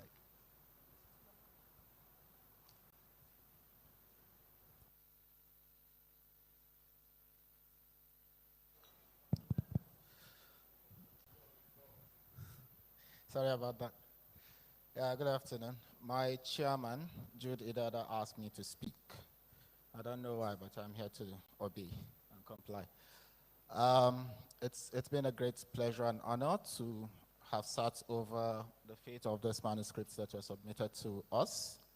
Myself, Jude Idada, and Lechieke, two fantastic people that I had the pleasure of working with and conversing over these manuscripts. And I think for me, what struck me was the very first time we met. And I knew Jude before. Lechi, we met during this project. And from that very first encounter, when we were about to accept those manuscripts, we knew we were going to have a very, very interesting conversation over these manuscripts. And that expectation came to be true. So it's an honor for me personally to have sat over to help in the process of bringing out this person who is going to emerge as the winner of this manuscript prize today. When we accepted this manuscript, we weren't expecting perfection because these were not published books. They haven't gone through any kind of editorial process. They were manuscripts. And what we were looking for was potential. And I think we found that. What I have to say to the entrants, those who submitted their entries and have been considered, is that only one person is going to win. And that has been the nature of prizes. But for those who don't win, there's always a brighter future. This is not the end of your fate. I know because I'm saying this because these are young writers who are trying to emerge, so I'm trying to encourage you. Whatever the outcome of today's events, have faith, believe in yourself, believe in your work, and keep working. And I'm going to tell you why. In 1930, a certain book by one Oliver Lafarge won the Pulitzer Prize for literature in the US. The book that emerged second was by a certain writer called William Faulkner, and it's called The Fire and the Fury. And everyone was shocked that that book didn't win. Today, more than 70 years later, 80, right? People still talk about William Faulkner's book. No one mentions Lafarge's book, and it's called The Laughing Boy, right? And 6 years later, Faulkner submitted another entry for the Pulitzer Prize. It's titled Absalom, Absalom.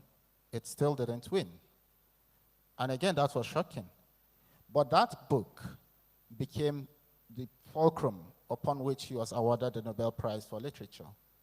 And after that Nobel Prize for Literature, some people said, well, it's sort of a compensation. He was awarded 2 Pulitzer Prizes for works that were not considered as good as The Fire and the Fury and Absalom, Absalom. So what I'm telling you is this: whatever the outcome of today's judgment, keep the faith, keep working, keep growing, keep believing. Thank you.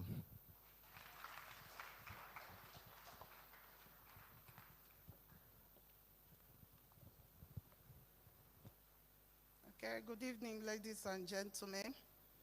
I want to congratulate all the people who sent in their stories. It's not easy being a writer myself, writing something that you have confidence in to send to another person to read. So congratulations, like Abubakar said, keep writing, keep writing. Many of us know the great Gatsby. If you haven't read the book, you must have watched the film. When they wrote it in the 1920s, it was rejected by critics. And the man died almost covered. He was a great writer. I read that Hemingway, one of America's great writers, told the critics that they read that book hastily. But do you know, around the Second World War, that's in the 1940s, that book became America's top book. They sent the book to soldiers at the war front. And of course, we know the Great Gatsby, great story, performed by the man that DiCaprio, So just keep writing and don't allow people to make you drop your pen. Okay? I want to say something. I was here during the week on Friday they were speculating how did children's literature start. I'm a literature scholar, not a literary scholar, I'm a literature scholar. When you know that, if you know a little bit about literary periods, after the Romantic period, then came in, there was succeeded by literary realism period. And it was during this literary realism that children's literature started. You know, before literary realism, they used to have, you know, there were all kinds of things going on, but they were centered on public people like the queen, the kings. So, but some people began to look at the ordinary people. And you know, in England, the children, especially male children, they were people like Oliver Twist, David Copperfield, that Charles Dickens wrote about. They were under intense pressure. They thought that little boys were mischievous and evil, and they were ill-treated. So that's how children's literature, if you are conversant with the Bronte writers, the sisters, and you know, they suffered a lot in public schools. So that's how children's literature evolved. Okay, that's that. I just wanted, because they didn't give us any chance from the pew to say something. So, and they were speculating Moonlight, Tales by Moonlight. For Africa, it didn't start with Tales by Moonlight. It started with our folk stories, you know, the one we gathered together about the tortoise and the tiger and all that, you know, from oral literature, people began to write. Okay, that's that. I just want to encourage every writer, keep on doing it. The girl that we had yesterday came from Unilag, and I host a reading in Unilag called Reading Cafe, and some of them have been there. A girl that used to sit there, she has written and won awards, and made good money. There is money in writing. Judah and I were at NTA Children's Program in May.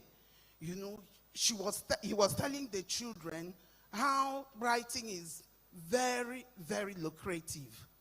You don't have to be a Yahoo person. You don't have to, you know, sit down in front of the TV and watch TV and watch TV and watch TV. Write down when inspiration, when you have the urge or you have an idea, put it down quickly, either type it or write it down and keep on developing it. God bless you. Thank you so much. We'll take a quick break from the judges, and they'll be right back shortly to speak with the 5 finalists. Thank you so much, judges.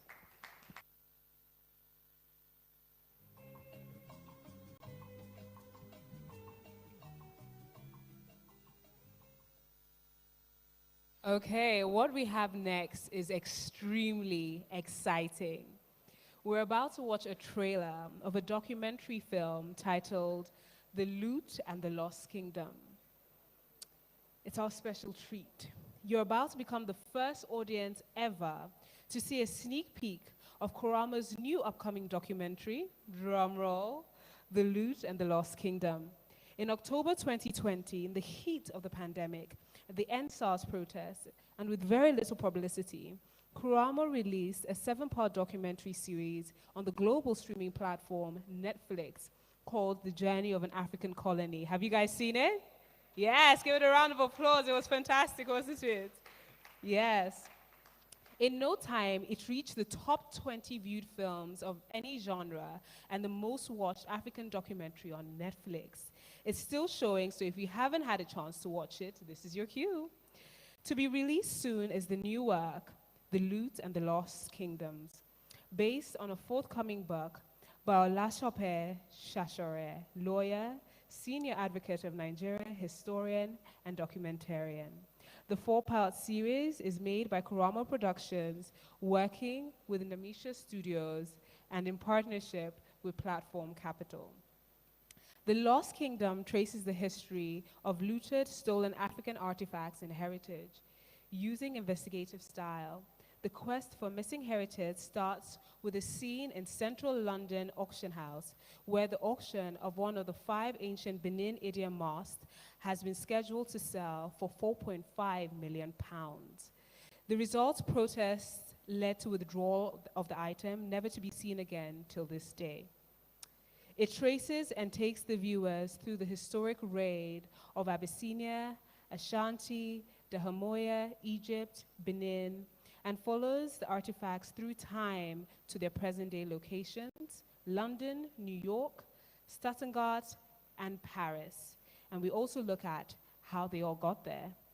The documentary explores the historiography, just when did we know, of African identity and the invisible bias of great minds. The Lost Kingdoms, one decorated Oxford Don says, Africa is no historical part of the world. It has no movement or development to exhibit. In the film, we witness, In the film, we witness the prodigious heroic role of British colonial officer and archaeologist Bernard Fagg in discovering and naming an important ancient civilization. Restoring pride, we discover and learn about our great civilization. We see the kingdoms were literally taken, scattered, and hidden and lost around the world. Little wonder that African people search for their history and heritage, their identity. The world's story is incomplete until we all know and accept who we really are. Ladies and gentlemen, please enjoy the trailer of The Loot and the Lost Kingdoms.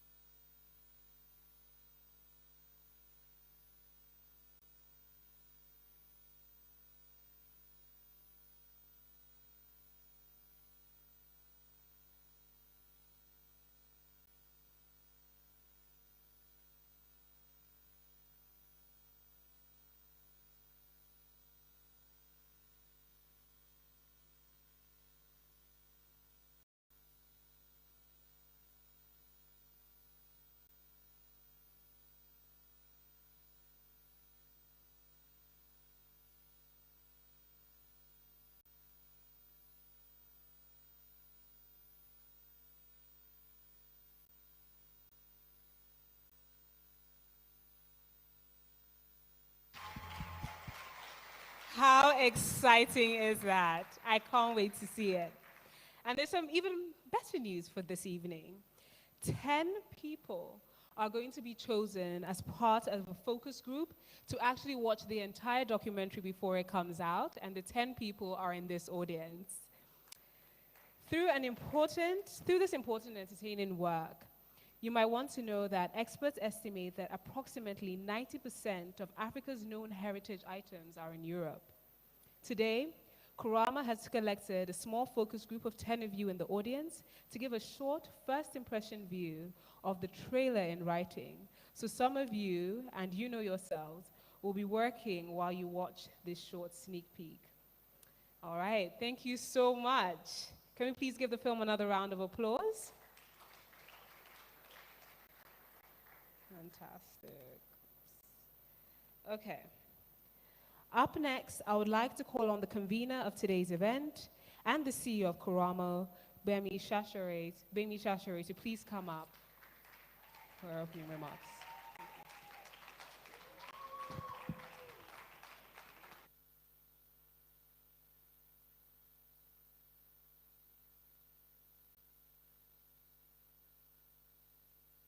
Like Moses parting the Red Sea, like a chauffeur, me in the back of the Bentley. So I step out, all white, can't stain.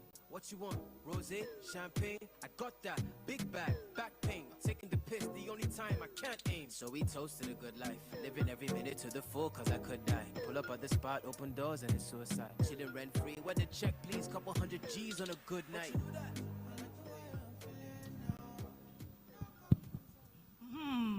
Good evening, everybody. It's been a hectic 3 days. I don't know if it's the second day, the first day, or maybe we have another day because we have so much more to share with the world concerning words. Do I need to take my mask off? Okay, same thing to me. Welcome, everybody.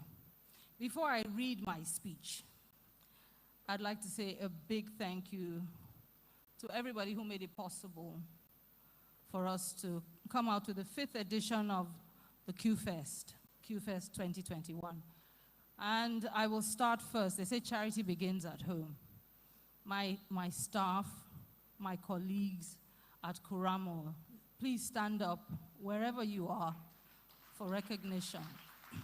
Rotimi, Lolade, Shegun, Jennifer, where's Jennifer? I think we just had a shout out in the back, so I don't know where she is, but yes, everybody. And our festival director. To all the sponsors, you'll hear from us again later. But I'll just move quickly because we're a little behind schedule, which is very unlike us, but things happen. Ladies and gentlemen, and all book lovers, welcome to the grand finale of the 2021 Kurama Festival of Words. We all know that words make books, and with other art forms together, they are content. Content that brings entertainment, education, support, joy, happiness, solace, hope, courage, and much more to the world. As I have said before, we are Kuramo. And in these times, we are dedicated to hosting you at this ancient place known as Kuramo. Moral, you love this story, don't you? And you'll hear it over and over again, just as long as you come to Qfest. This is an ancient place known as Kuramo, a name whose origin, we are told, is approximately Eko, Loriomi, or camp or waterfronts, which later became Ikorami. Through the accident of early Dutch influence, Ikorami became Kurami and later Kuramo. This morphed into Rio de Lago, or Lagua de Kuramo, and ultimately Lagos, named after the southern Portuguese town with similar features, physical features. This is where we are, Lagos. And this is a Lagos festival, a Nigerian festival, and an African festival in name, outlook, and intention. When we gather for Qfest, as we have been doing for the last 5 years and counting, we do it for each other and for community. This is enough reason to celebrate, and I celebrate with each and every one of you today. Last year, at a difficult time due to the pandemic, we persevered like everyone else and held the festival against all odds to much acclaim. The pandemic remains with us today. Only we are learning more and more to cope with it. Last year, until today, words have been and still are our comfort. When alone, we turn to words. When we yearn to socialize and meet others, we turn to words. When we wish to express ourselves beyond what we can see, we turn to words. So let's celebrate words. We have consistently held a Kuramo event focused on delivering thought-provoking content to Africa and Nigerians in particular. Qfest is a continuation of that tradition. As always, one of our highlights of this annual event is the Kuramo Writers' Prize, the literary award dedicated to unpublished authors whose manuscripts are found deserving after 3 stages of evaluation over 6 months by our independent panel of judges who you have met earlier on.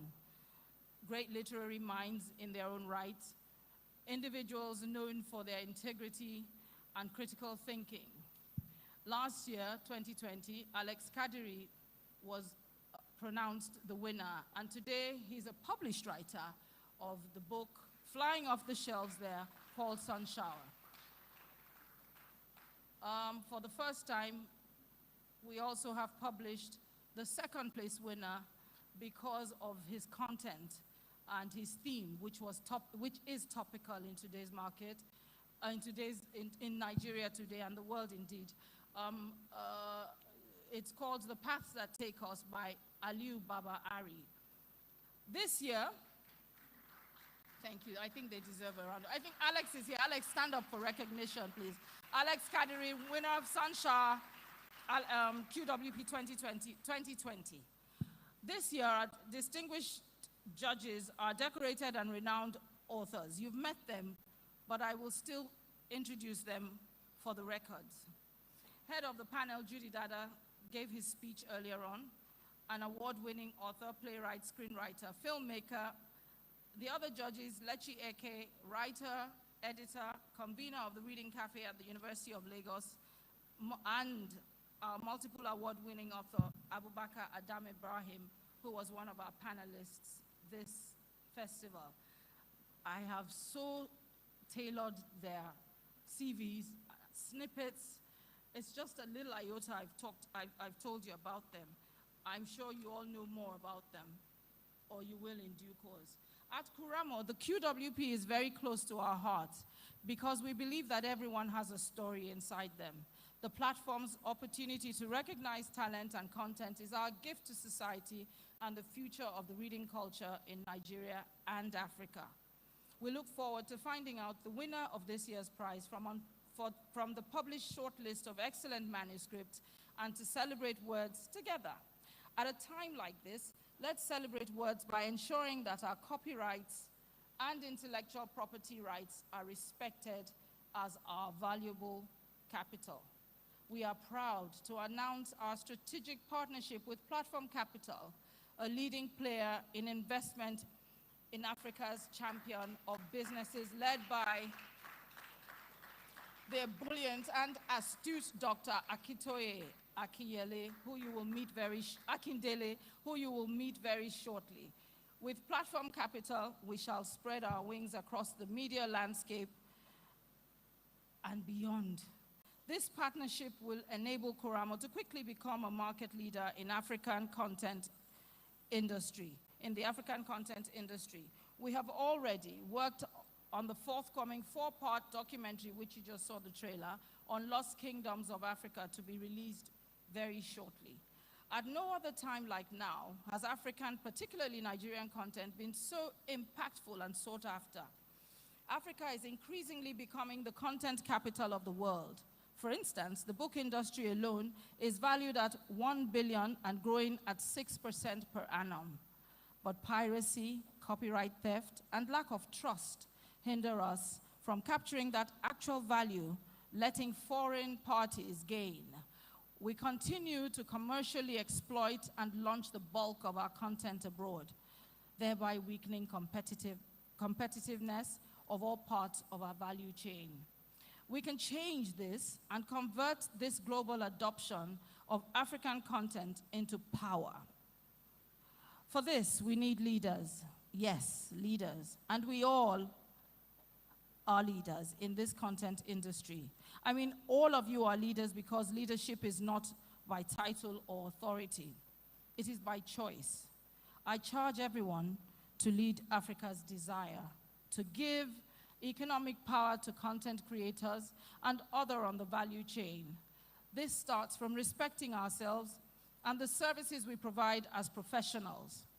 Respect the songwriters, respect their rights, respect the performer's rights, respect the book author and the playwright and the spoken word artist, the filmmaker, the publisher.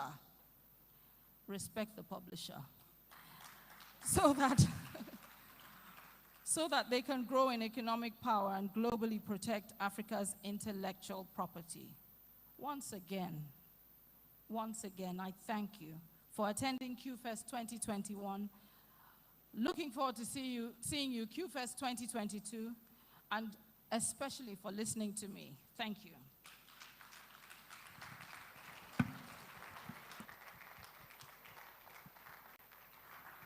Thank you so much, Mike. Can we continue to give her a round of applause?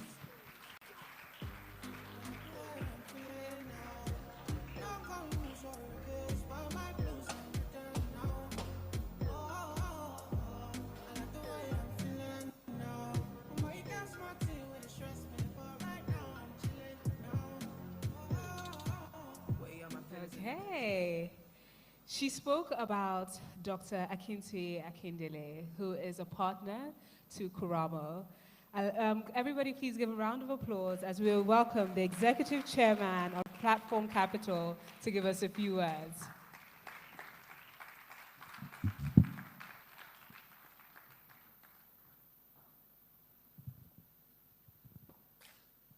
Can I break protocol here, please? I'm not used to being far away from people, so I think this standing here gives an elevation I don't think I deserve. I'm not a literary giant or a publisher. I just came for free drinks and they gave me a microphone. So be careful what you get for in life. What you ask for in life, you may just get it. So I've been told to say a few things. And I think I can say a bit more than a few things. Because I didn't even know the title, Festival of Words. I thought it was a Kuramo event. So let me talk about words. Words. Let me go back to a bit of science or art. In his book, Homo sapien, the author said that one of the things that differentiate human beings from animals is our ability to string words together.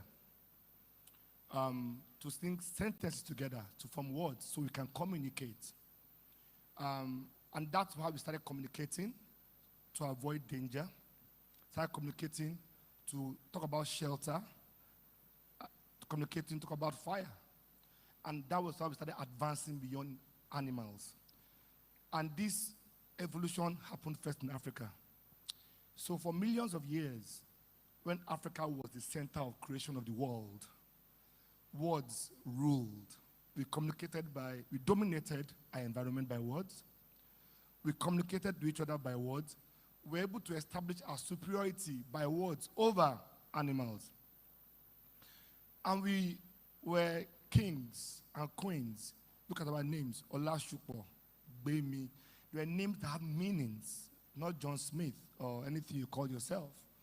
Your name meant something. You had heritage, you had history. You were named because something was important or special about you. But 500 years ago, something happened. We lost our minds. Because how we communicated these words was passing it from one person to the other, we didn't document it. And even though we were the first to create the scrolls, Egypt was Africa. Egypt was not white. It was all tough hair. Jesus Christ was black. Read your Bible. Jesus was black. We communicated. We created the scrolls first. But we just did not make it mass. We kept it to a few people. We became selective in terms of information sharing. We stopped becoming our brother's keepers, hence we stopped sharing information. Fast track, in one of the civilizations that Africa gave birth to was Europe. Europe happened through Asia migration, all the way to Middle East Europe. Europe happened at once, go and read the books. So Europeans are actually one of the newest, Americans are the newest, but Europeans are one of the newest civilizations. We were, for millions of years, we ran this earth, right? And 500 years ago, they came and told us we had no history because we didn't document our history. So first for me, documenting our present, first, before we start going back to history, is extremely important. So this Festival of Words, which is our ways of telling our history, our imagination, our ambitions, our goals, our visions, our dreams, is extremely important. So everybody here, please give a big round of applause for Kuramo Publishing for doing an amazing job. This is talent at its best. Unlocking creativity, documenting it, and making sure we have a bank of storytelling. It's amazing what you find when you look into history.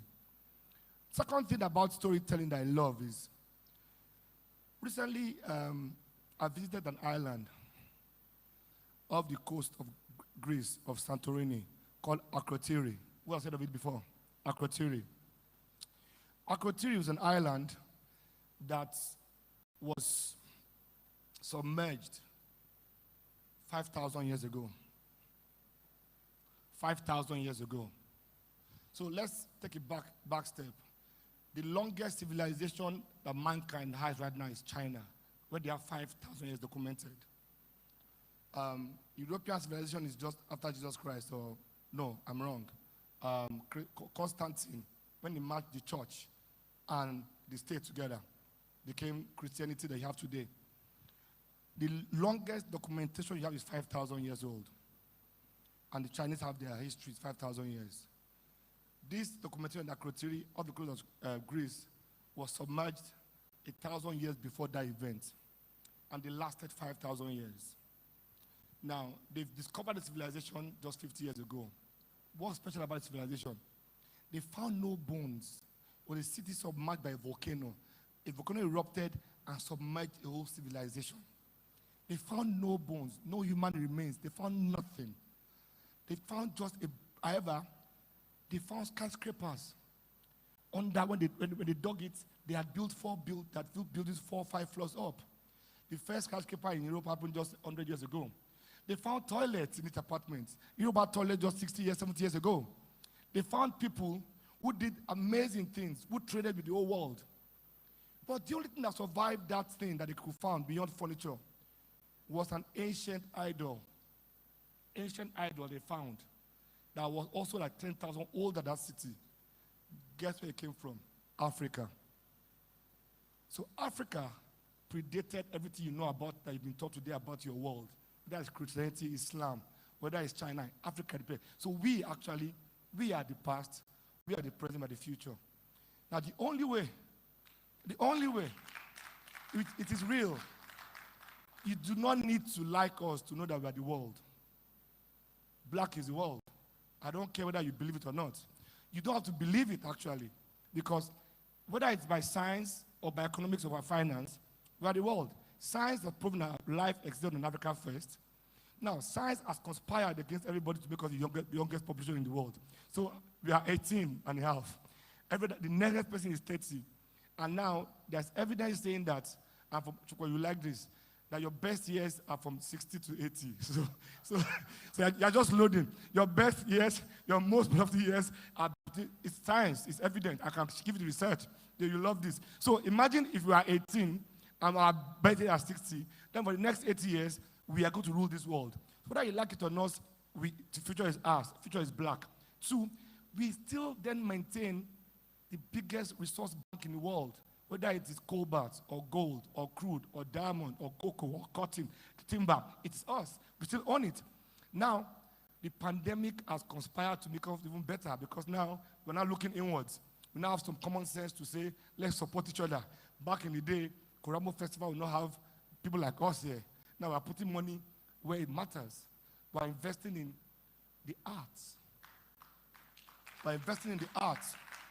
Because for some reason, we forgot that the arts created sciences. We forgot that the art created sciences. Back in the day, Galileo Galilei, they were all artists. They were from the arts first. You have to be a philosopher and artist to be able to be a scientist. All of a sudden, nothing being a banker, being a writer. We just lost our mind as black people totally. Now, pandemic is resetting that brain for us because we couldn't go anywhere, couldn't fly. So we have to look at each other in the face and say, what are we going to do here? And hence, you have Kuramo Festival and it's fully attended. That's a major improvement. So for me, as an investor, so what I do is I tell stories, right? And I document them. I tell stories to raise money. Edgar, I see you. I tell stories to make money, to raise money, and to invest in people. Because sitting down, I just looked. Africa has 400 million micro and MSC enterprises. America has just 30 million, right? Yet, we are poorer than America. It doesn't make sense. You know why it doesn't make sense? Because we don't back each other. That's 1. 2, Africa has 400 million SMEs. America has 30 million. They have over 800 unicorns. We have just 8. And our first unicorn was just 2019. But however, we created 8 in 2 years. We are coming. Now, if you take Africans and African diaspora and merge us into one, we have 20. We are coming. Now we are communicating better. We are talking better. We are innovating. But a unicorn is a company that's worth over $1 billion. So before 2019, imagine we had no company worth $1 billion from Africa. Everything that you saw, all the big names, Nestle, they're foreign owned. They're not our own. Now we are creating our own narrative. Now, youth is no man excuse for incompetence. They're not lazy. I don't care what anybody says. The young people are not lazy. And they're not lazy. They're real. They're working. They're producing. And if you check most of the unicorns created, there are people below 35.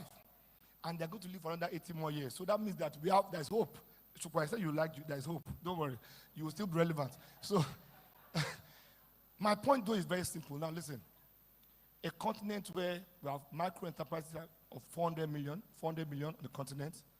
Almost everybody here is a trader, where more than half are women, and we don't empower our women. Madness. That means we are taking half of our entrepreneurial strength away from productivity, where women account for less than 1% of the capital, where somehow, everybody in this room, you all believe that having a bank saving is more important than investments. Madness. You have said to yourself that having savings, treasury bills, bonds, is safer than investment. Let me tell you why you are so wrong. For every day you save, you are poorer. Because inflation, devaluation kills you. All your fancy houses, all your bank savings, every day you have on your account, you are poorer. However, every day you invest in a business, something happens. 70% of that will fail. But 30% succeed.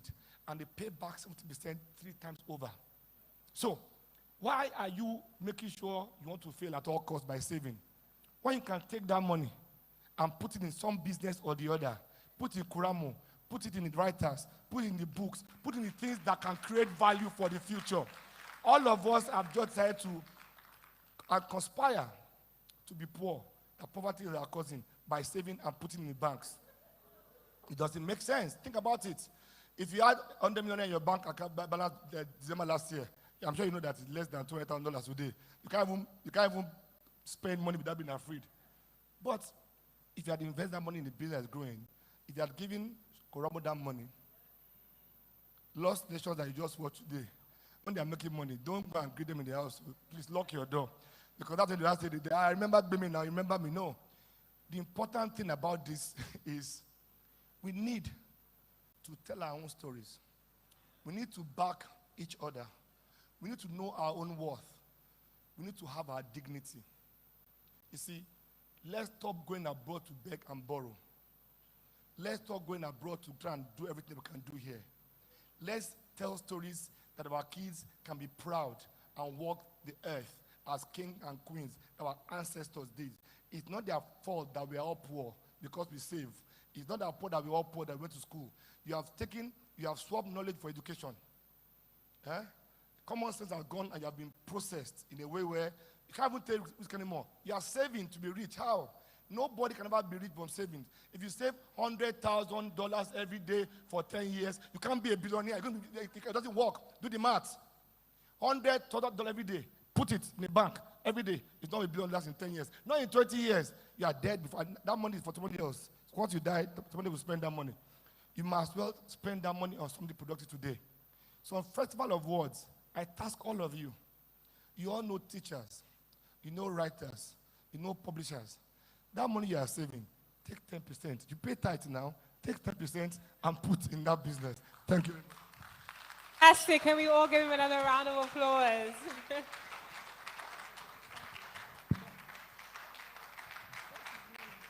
Fantastic. Wow, wow, wow. All right.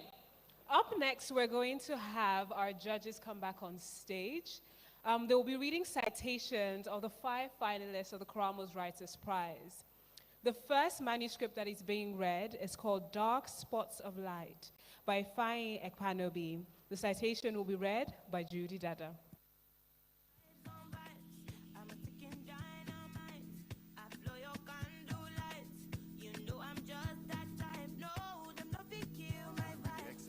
Them no fit kill my vibe.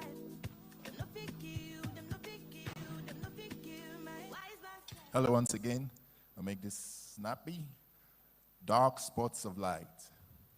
It is a journey of faith through hope, desire, temptation, and opposition. It explores religion through the auspices of personal agency and institutional strictures by using the style of literary realism in telling a story about ordinary people attempting to do extraordinary things.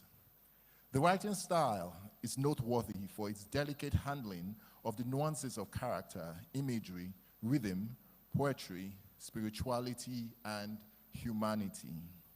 It requires patience to fully appreciate its slow unfurling, even as it intermittently rewards the reader with twists and shocks. Yet, it makes clear its position at the end that there are certain things of the flesh that cannot be tamed by the human color of the divine. A deep introspective commentary of organized religion vis-a-vis the laity, the clergy in confrontation with the rites and rituals inherent in it.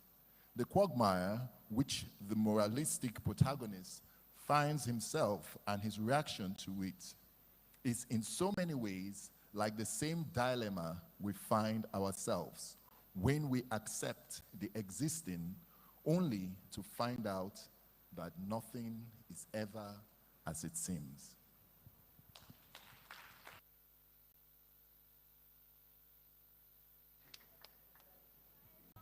Ifeanyi Ekponobi will join us via Zoom to read his manuscript.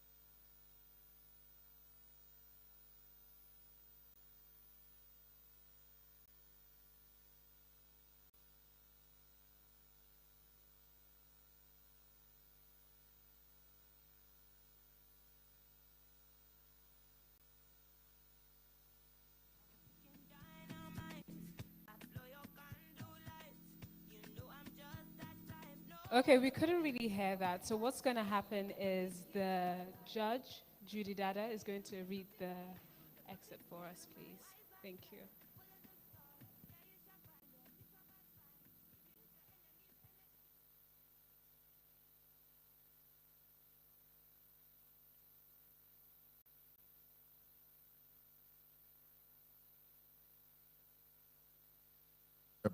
Sorry about that. So I'm going to try and do justice.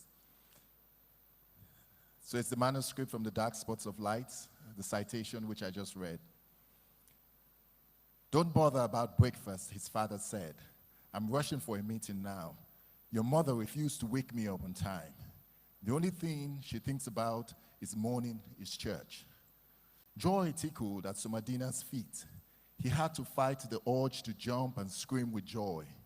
He would not have to sit in the awkward silence, listening to his father slop his meal.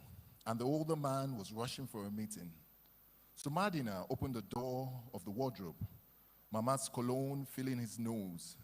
He took out the jacket his father wore on Fridays from the hanger and hurried out.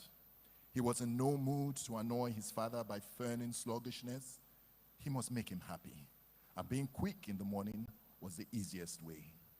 He had finished his morning duty and was dozing off on the sofa when his father stepped out of his room. Dawn was spilling into the sitting room through the parted curtain, the noise of their neighbor's decrepit taxi car stuttering outside. His father wore his black striped trousers in his usual way, belted up to his navel region. The item inches away from his shoes, as if he was determined to show off his shiny shoes. Tell your mother I left the money in the drawer, he said, forcing a foot into one of his polished shoes. She knows what to do with it. His voice was so low that Somadina had to strain to hear him. He said something else, which Somadina didn't hear. But since he didn't want to annoy his father by asking him to repeat himself, he simply nodded.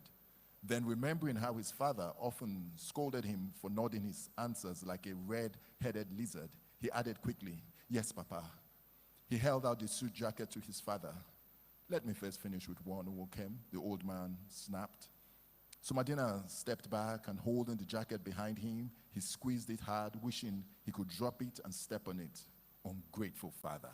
He finished putting on the shoes and snatched the jacket from Somadina, shooting a scowl as if it was Somadina's fault that the shoes gave him troubles. He should blame God who gave him the feet of an elephant. It was always a war getting his exact shoe size in the market. Somadina's mother had suggested that he engage the service of the cobbler at the end of their street to take his foot size and give him some pairs of shoes. But his father wouldn't hear of this. It was beneath him, he always said, and this put loud laughter from Somadina's mother. What sort of humiliation is there in getting a local cobbler to make your shoes? Mama would ask, doubling over. Somadina hurried to open the gate. He waited by the gate, watching as his father drove out in his scratch-ridden Land Cruiser, a car that was not yet a year since he bought it brand new. His maintenance culture was severely deficient, and yet he wanted Somadina to grow up fast and start taking charge. Somadina waited until his father's car disappeared into the main road. He rushed back into the house, tearing off his shirt from his back as he made his way into the bathroom. In his hastiness, he brushed his teeth with leathery water and bathed without sponge. In a matter of minutes, he was set to go. He dug out his travel bags from the pile of clothes on the wardrobe and dragged them into the sitting room. He dialed the phone number of the religious congregation where he was going to. A young man answered the call. Somadina introduced himself. "I know who you are, Somadina," the person said. "I hope you're on your way now." "Not really, Father. I just want to make sure that it's today that we're resuming." Of course, it was today. The email said so. But he wanted to make sure, to pull down the ease that sat in his heart like a solid premonition, a sort of concealed certainty that he was going to fail in his escape plan. So he must make sure everything was right. Yes, the person said quickly. You have to resume today, sorry. You should be in Ibadan before it gets dark so that you can find your way to the formation house. If you arrive in the dark, please do well to call me so I'll come pick you. He started as he said, thank you, Father. I will call when I get to Ibadan. Ending the call, Sumadina dashed into his parents' room. God had worked things out for him, he thought. His father could have dropped a note on the desk as he was wont to do, instead of telling Sumadina about the money. He pulled open the drawer and found the money sitting there, waiting for him. He tapped his fingers on his dry tongue and counted out the money, missing his count and returning to beginning until he was sure he had counted 40,000 naira. He counted 20,000 naira and returned the rest. He had never stolen his parents' money before. Even now, he was merely taking, not stealing. God knew it was for a greater purpose. He had to answer God's call. Had Mama not stopped giving him pocket money after his secondary school, had his father not refused him opening a savings account where his friends and relatives could send him money, and had his parents forbidden him from working while he waited for university admission, Sumadina would not have had any need to take from them. To keep his parents from going berserk with worry, he went to the study, tore out a leaf from his father's thick cover notebook and wrote, Papa and Mama, please don't bother looking for me. By the time you get this note, I will be on my way to the seminary. I have to do what is necessary, and I hope that one day you will appreciate why. Sorry for the inconvenience. This decision will oust from you. Sumadina. He left the note on the study table and left the house, making sure to padlock the gate. Outside, he gave the key to Mama Emeka, the woman who owned the kiosk opposite their house, a member of the charismatic renewal group in their parish, and the only friend Mama had on their street. He asked the woman to give the key to whichever of his parents returned home first. Are you traveling again to the village again? The woman asked, grinning as she tucked the key into the fold of her wrapper. Yes, ma, my grandma is not feeling so well. I want to go and stay with her for a while. Yeah, she will surely be well in Jesus' name. Amen. Go well, Inna. As he walked away, he thought of what the woman would think of him when she finally got the news that he ran away. She must surely know Mama always had a loose mouth around her, around anyone she called sister or brother, with such exclusiveness as if only in charismatic renewal deserved the familiar rights. But he shouldn't care about this now. The woman would understand when she saw him at the altar in a white cassock and not the shabby vestment of the mass servers. Thank you.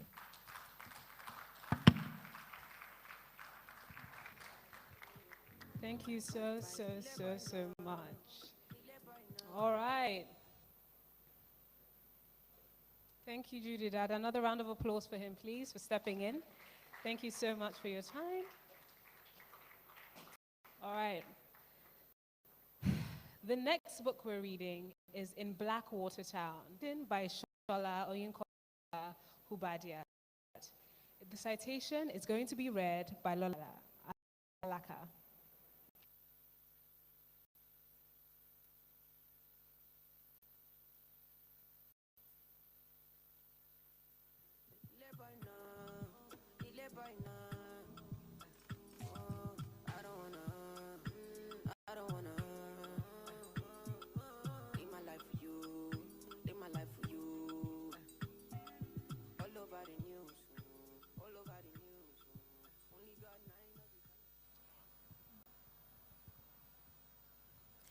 We can mourn the dead or soon to be dead, even while they still live. The mourning being fueled by an unfolding grief that is a mixture of hopelessness and a certain kind of strange loneliness. It is the arena of honest introspection, somber reflection, and at times a strange dissonance that disconnects from an unfurling reality to protect one's sanity. This story epitomizes that. It is a journey of one that is as much individual as it is collective. Individual in anguish and anxiety, and collective in empathy and support. It works within a time construct that does not work. It uses delayed gratification that is experimental. Locality that is unfamiliar even though familiar. dramatic intensity that is antithetical or antithetically deployed and thus became a lullaby. Its preponderance of lofty words aided its strength in some areas and abetted its weaknesses in others. Overall, its delicately nuanced exploration of the human condition through the eyes of one who must have experienced it firsthand from the narrator's perspective, vis-a-vis the reality of the lives of whole persons and challenged persons, ultimately makes it bloom and flourish. That is In My Backwater Town by Ishola Oyinkansola, who by that. Thank you. Thank you so much. Now I would like to call on Oyinkansola to please come up and read an excerpt from her manuscript.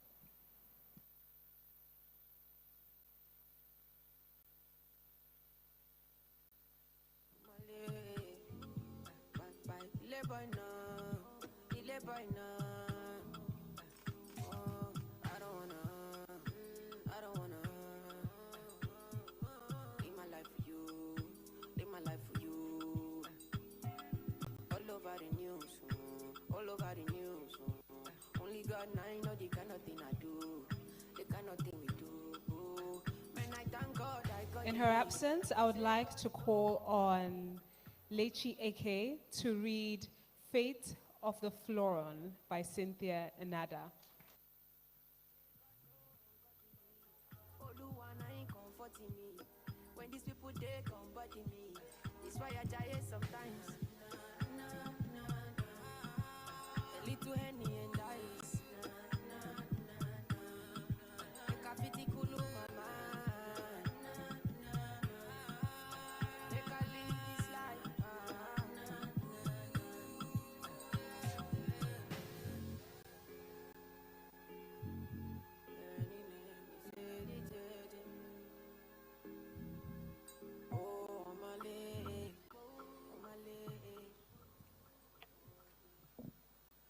Fate of the fallen, a slow burner that picks up midway through the races. Midway through and races to the final page. This manuscript is an exploration of the socio-cultural development in the edges of religion in relation to antiquity and posterity. It asks the questions, what is the essence of ancestral tradition? Of what benefits are they to the people, especially as the world develops technologically, progresses socioculturally, and retrogresses in certain instances environmentally? Although it falls prey to the perpetuation of stereotypes, it makes up for this with the maturity of the writing style, unpredictable fate of characters, depth of its use of the Igbo language, and the understanding of ancient rites and tradition. Once stripped of avoidable cliches, tweaked for dramatic intensity and reworked for consonance in the relationship between characters, cause and effect, this manuscript is capable of opening up new vistas in nativist literature, even as it is well suited for cinematic adaptation.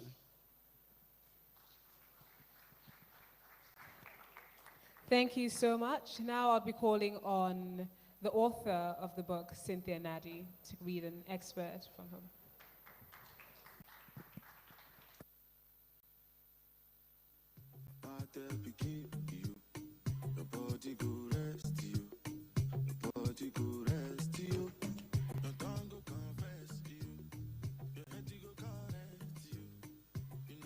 Round of applause as she comes up to the stage.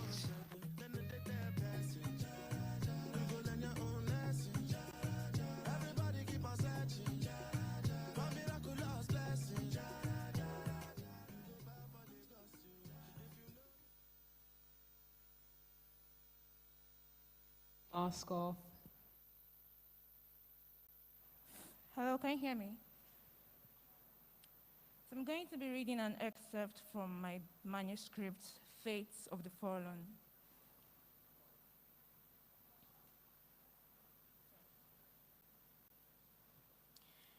A burning anger settled in his mind. He wanted to scream, to rip something apart, anything to quench the pain and rage. The light was far away. If the light truly existed, then it was many worlds away from him. The Lord will be your everlasting light, and your days of sorrow will end. On the evening of his father's funeral, when tears refused to let him be, the priest said these words before his father's coffin was lowered into the grave dug for him. It lifted his spirit. It warmed his heart. Now it broke his heart. There was no light. The sorrow did not end. If my sister is killed, I don't think I can believe in God anymore or anything. Lotana grabbed Bonke by the shoulder and turned him to face her. Listen, God has a reason for everything. God always did. Even when his father died, he did. He was just a big man up there, watching bad things happen to good people, watching evil people walk free. There was no difference between him and Wanyo Sisi. They were both willing to watch the people that served them suffer and die. He wondered how his mother could not see this. I can't believe in a wicked God who takes away my sister or one who lets my sister get killed. They are the same. Bonke searched Lotana's eyes for understanding, but found none. Can you? God has a reason for everything. Then why do we have to run, Mama? If it is the will of God that Sogidechi is not killed, we don't have to run. We can stay at home and he will protect her. We don't need all this. Let's go home then. Lotana opened her mouth to speak, but no words emerged. She squeezed Bonke's arm and closed her eyes for a minute. 25-year-old scars reopened. The images of those days were vivid. Lotana could still remember. One day, she had a grandfather. The next, he fell ill and succumbed to death's call. One day, she had friends, and the next, 2 died. 2 more days, 3 more died. She feared she would die too. Cries overwhelmed the village. She recalled the way her little heart thumped in her chest that night when she watched from the window. Numbers of wheelbarrows filled with corpses wheeled out of the settlement. Heads and limbs dangled out of the wheelbarrows. Family members of the deceased villagers trailed the gruesome entourage, wailing in numerous tongues. The next day, thick fumes rose into the distant air. The people of Melingo stood at their doorposts, watching the fumes fill the air. When Lotana grew older, she discovered the truth behind the horror. The fumes were burnt human bodies ascending to the heavens, and the deaths were tradition. Thank you.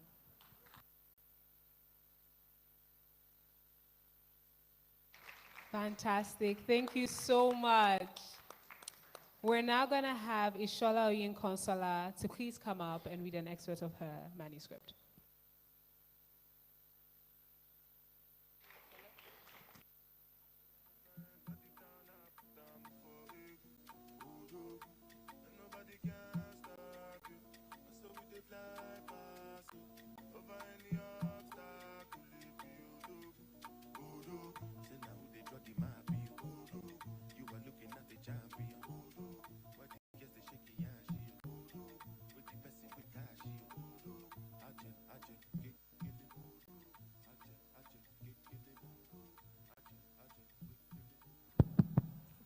Good afternoon.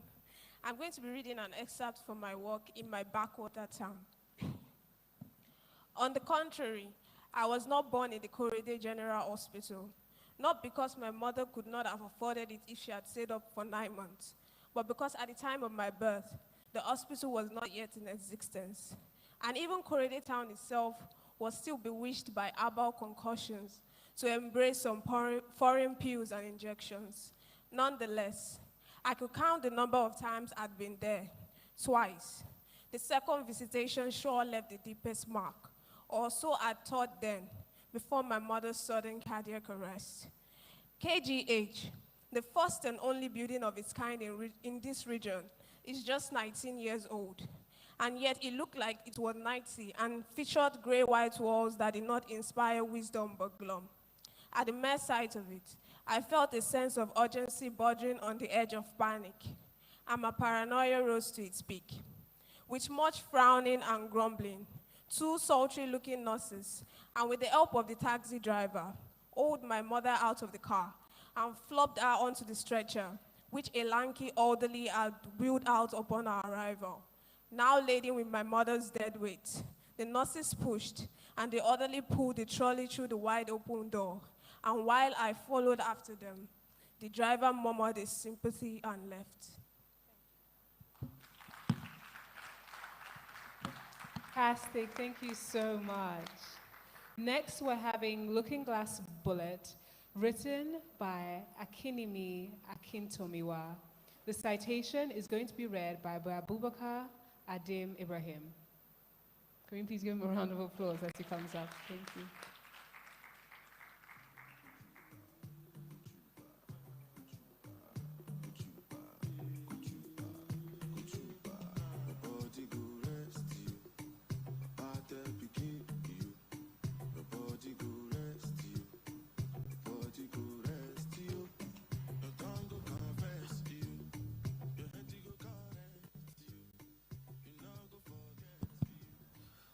Looking Glass Bullets. There are few things quite as fulfilling as reading a manuscript that fits snugly into the genre it was written for, crime fiction. It flows with the kind of simple prose that is its hallmark and engages with an obnoxious protagonist whose journey we can relate with, a mysterious antagonist whose identity keeps us turning the pages, a central conflict that is intriguing, and a plot that is filled with dramatic intensity, suspense, red herrings, and a twist that leaves unanswered questions. Through exploring the often complex relationships between friends and the transient impressions left by strangers in the lives of those whose paths they cross, it shows quite glaringly that enmity and vengeance are comeuppances reaped by both the innocent and guilty, and redemption can be a crown befitting the undeserving. This is a work of fiction of one whose potential for writing commercial fiction, even though presently unbanished, will ultimately shine through the tutelage and guidance of stellar publishing. That is Looking Glass Bullet by Akinemi Akintomiwa Oluwaseun. Thank you. Fantastic. Thank you so much. Thank you so much. Can Akinemi Akintomiwa please come and read a short excerpt from their manuscript, Looking Glass Bullet?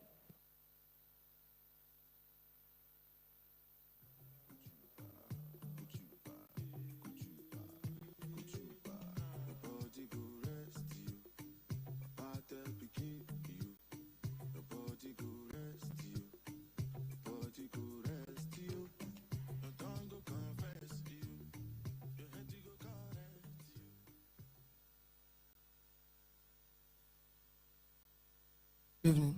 Okay. Here is an excerpt from my book, The Looking Glass Bullets. It was on the third ring when I heard a voice say hello. Sure enough, it was Michael's voice. He said hello one more time as I touched the record button and gathered some composure. Michael, it's Samuel. After a brief silent pause, he laughed. The laughter heavy with scorn. Of course, just when I was having a day too good to be true, the universe sends you to restore some balance. Now, why are you calling me brother? His tone was thick with spite, and he made sure to lay a bitter emphasis on that last word. The initial plan was for me to approach this with a measure of calm, but there was no caging the customary anger that came with hearing his voice. To tell you it didn't work, Mike, I'm still alive, I yelled. I called you to call off the assassin you sent after me, or there will be dire consequences. My unburdened fist was clenched and shaking at this point. God, I hated this guy so much. Wait, did you just say assassin? He stuttered. Then he broke into a genuinely hearty fit of laughter. Someone is trying to kill you, he mocked on. You're telling me right now that your shitty behavior is finally catching up to you. Scratch what I said earlier. Today is still too good to be true. You know what? After this, I'll play back Mac Miller's best day ever to commemorate this amazing day. Now listen to me, brother. He really had a way of making brother sound like a synonym for imbecile. I did not send anyone to kill you. I thought of it, believe me. But the last thing I need is nightmares of mom scolding and haunting me from the afterlife for killing you. Try some other guy whose wife you were sleeping with and see if it's him. And let this be the last time in your meaningless existence you call me. And one more thing. I would like to talk to this guy trying to kill you. Give him some extra motivation to finish you off. I won't mind sending his children to school abroad or even offering police protection to smoothen the process. Send me his contact details if you have it, okay? Bye for now, or hopefully forever. Brother. His laughter was cut short as he hung up. It wasn't him. I knew my brother all too well. He would have bragged about his involvement rather than deny it. I leaned on the backrest, exasperated, and stared at the ceiling. I was sure it was going to be Michael. Now I was sure it wasn't. None of this made any sense. Who was trying to kill me? Who? And for what reason exactly? Why would anyone want to kill me for God's sake? I had to find answers to these questions. But how? I'm trapped in a stranger's house. No friends or family to turn to. And there was a bloodthirsty assassin searching for me, hoping for a second bite of the cherry. The cherry in this case being my life. With every second it was getting closer, I could feel it in my bones. The first step to stopping him was to solve the mysteries. The mysteries of who and why. Thank you. Fantastic, fantastic. Thank you so much. Thank you so much. And now lastly, but surely not the least, we have Under the Aluminum Sky by Cynthia Chukua. The citation is being read by Ikwo Diana Abasi. Can we please give her a round of applause as she comes up to the stage?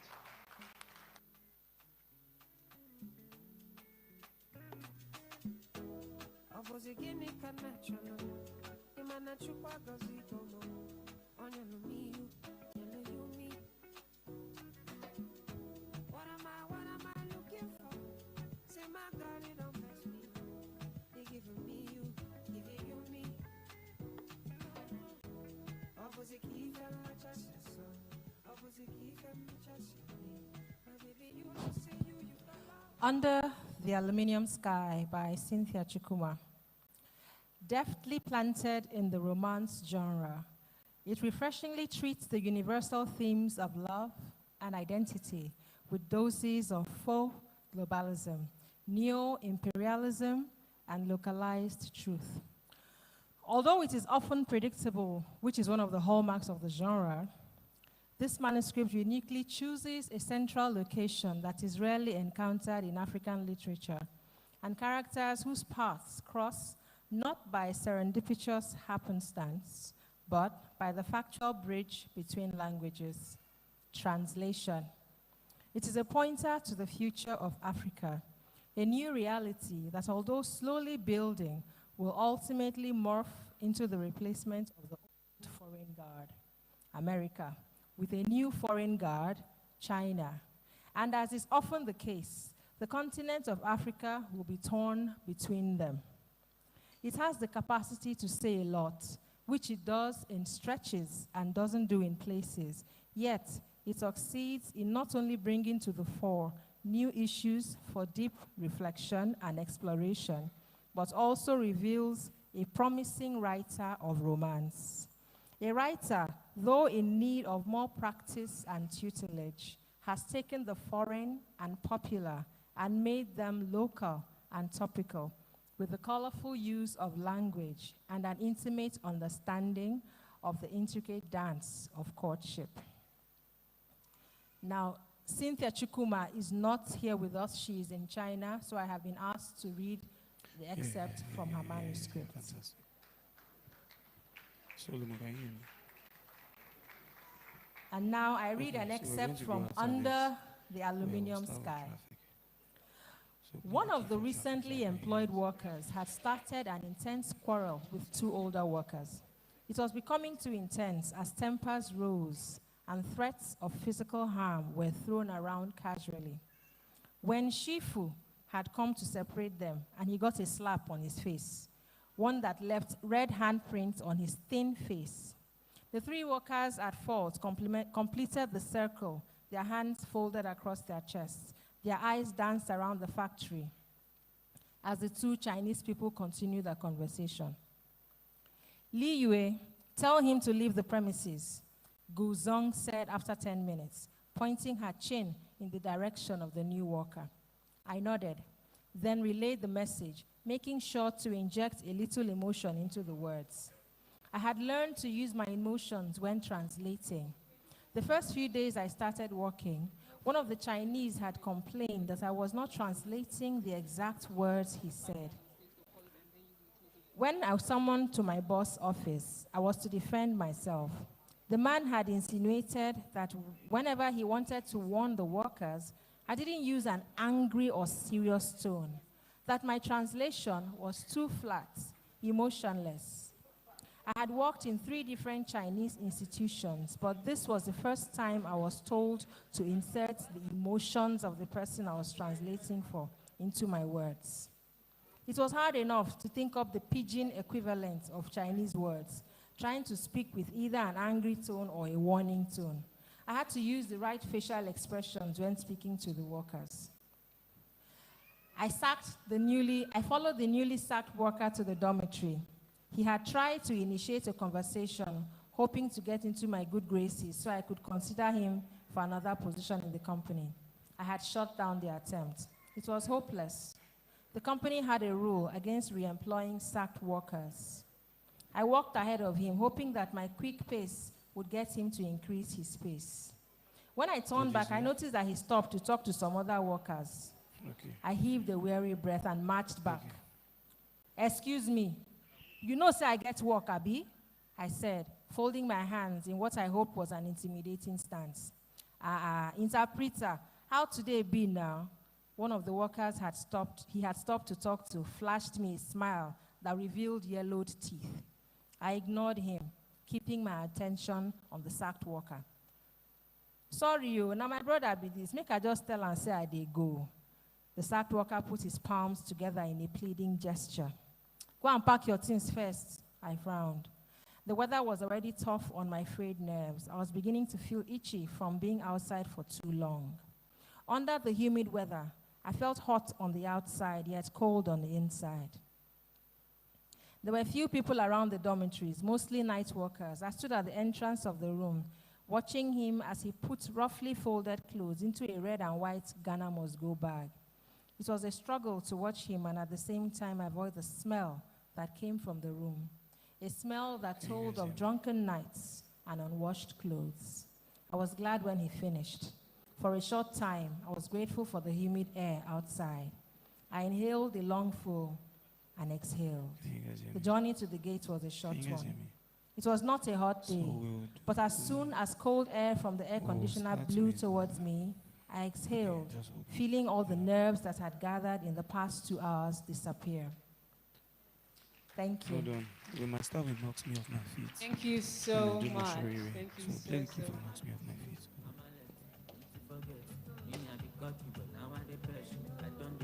Hey. Now the moment you've all been waiting for, ladies and gentlemen. We're about to announce the winner of the Karama's Writers Prize 2021. May I please have the 5 finalists come up on stage? Ifeanyi Epanobi, Ishola Oyinkosola Habidat, So we'll do that first of all. Cynthia Nadi, Yeah, because they want to announce the Akinimi winner. So Akintomiwa, when they and announce, I'll Cynthia start singing. Chukua. Well, Can we please they give them a finish. round of applause as they come on stage?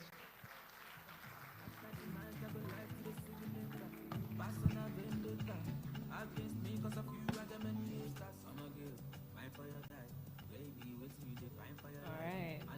I would also like to call on the head judge of the 2021 Kurama's Writers' Prize, Jude Idada, to announce the winner.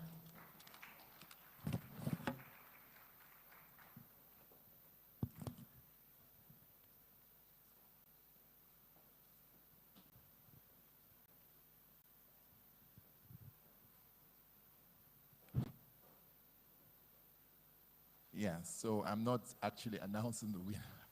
That's for Mrs. Bemi Shashori to do. So I'll be announcing the third and the second. And as we can see, there are supposed to be 5 finalists, and there are just 3.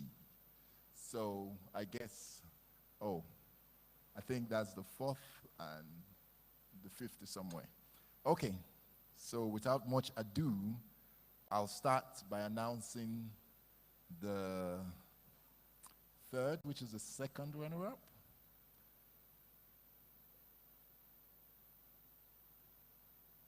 Dark Spots of Light.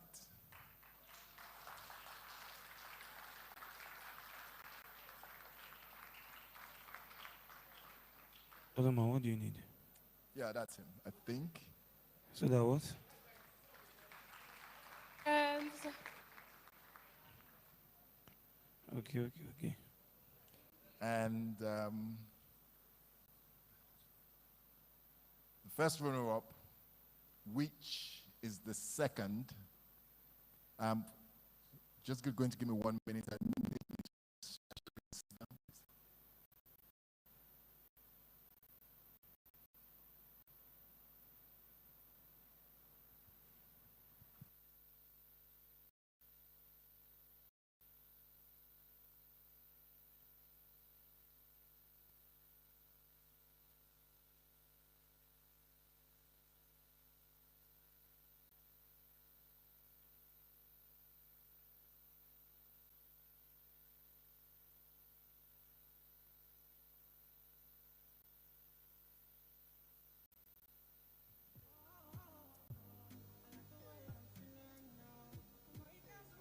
all right.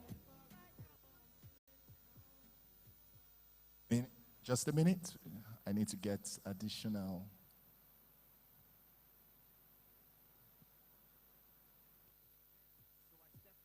All white, can't stain.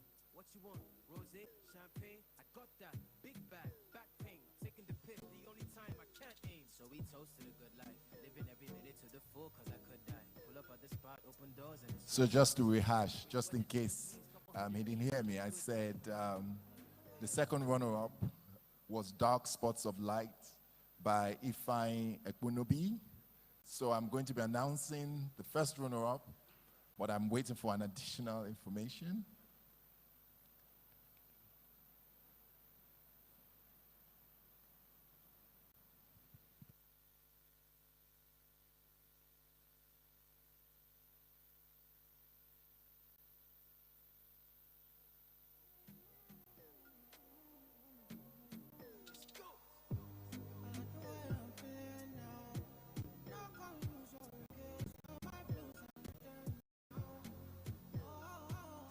Sorry about that.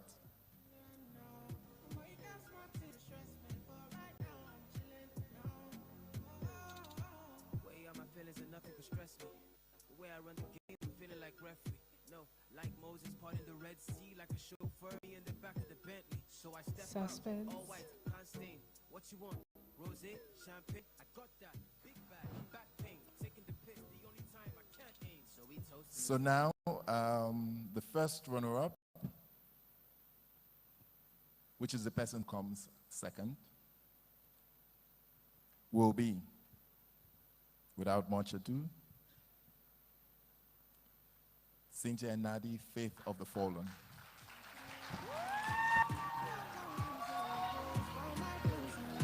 Can I get a photographer, please?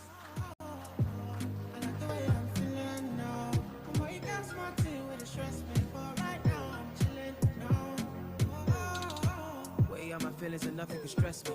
The way I run the game, I'm feeling like referee. No, like Moses parting the Red Sea, like a chauffeur me in the back of the Bentley. So I step out, all white, can't stain. What you want? Rosé, champagne? I got that. Big bag, back pain. Taking the pissed, the only time I can't aim. So we toasted a good life, living every minute to the full, cause I could die. Pull up at the spot, open doors, and it's suicide. Chillin' rent free, where the check, please? Couple hundred G's on a good night.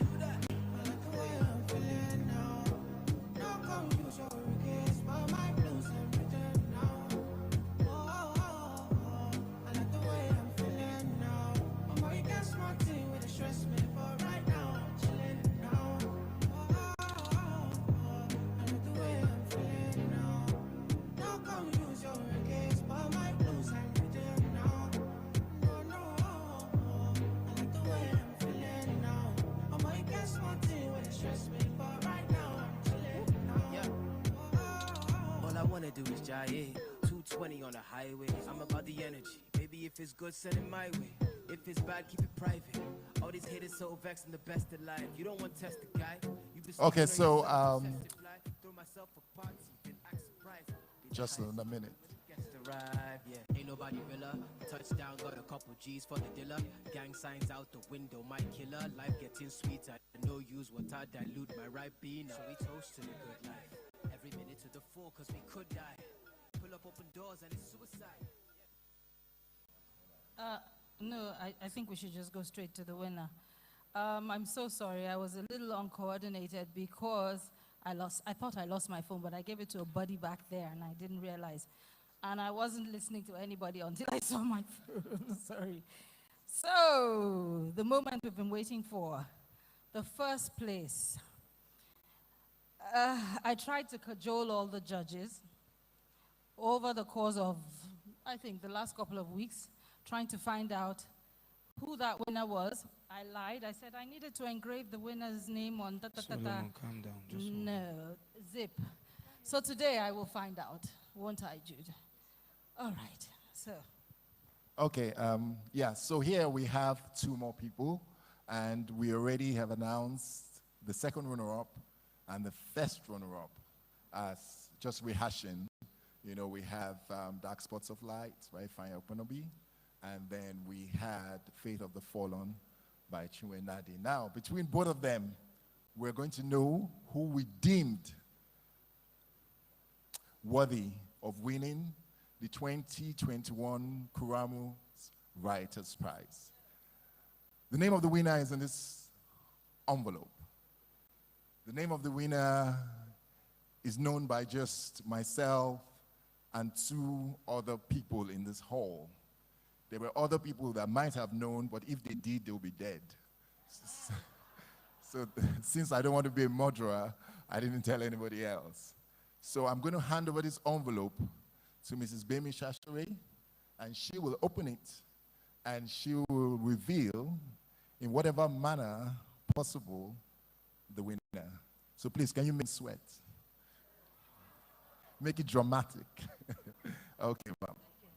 You know, I was going to punish you all in a way, but not because his voice is horrible, but because he has such a wonderful voice. I was going to call Toby to come and do another performance before I release the name. Should I do that? So will you be good and buy a book before you go home, especially the one by last year's winner, Alex Kadri? Come up, let everybody see what a winner looks like after a year. Now, Can somebody give me a copy of Sunshine quickly, very quickly? So when Alex came on stage last year, after we announced him as the winner, he looked kind of like the 5 contestants looked, and read from his manuscript, just like we heard other manuscripts read. And today, this is what that manuscript looks like. Sunshine, Alex Kadri. And there's a lovely seal on it that says Kurama Writers' Prize winner 2020.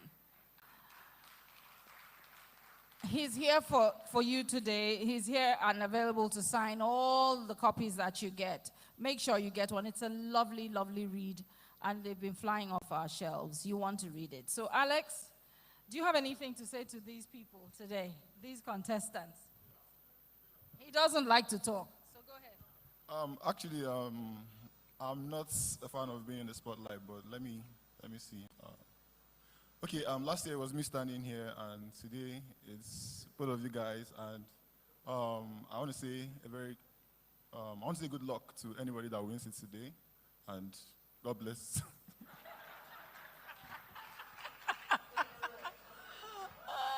Sun shower, our author who has joined all authors in the world, Alex Kadiri. A round of applause. He's been through so much to get that book. Okay, so today's winner. You know, it's been a... Wait, that guy, they are sitting at the office. They can't see. Don't worry, I'm up to... I used to do all those things. I'm kind of hoping that a woman emerges the winner this year. Who's on my side? Give a loud shout out if you...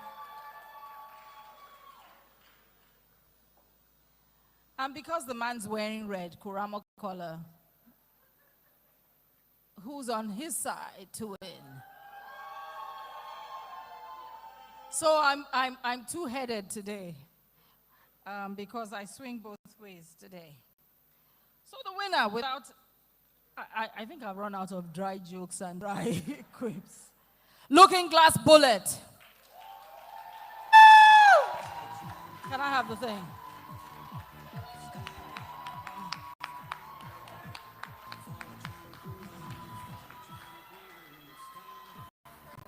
Thank you very much. Give her her thing.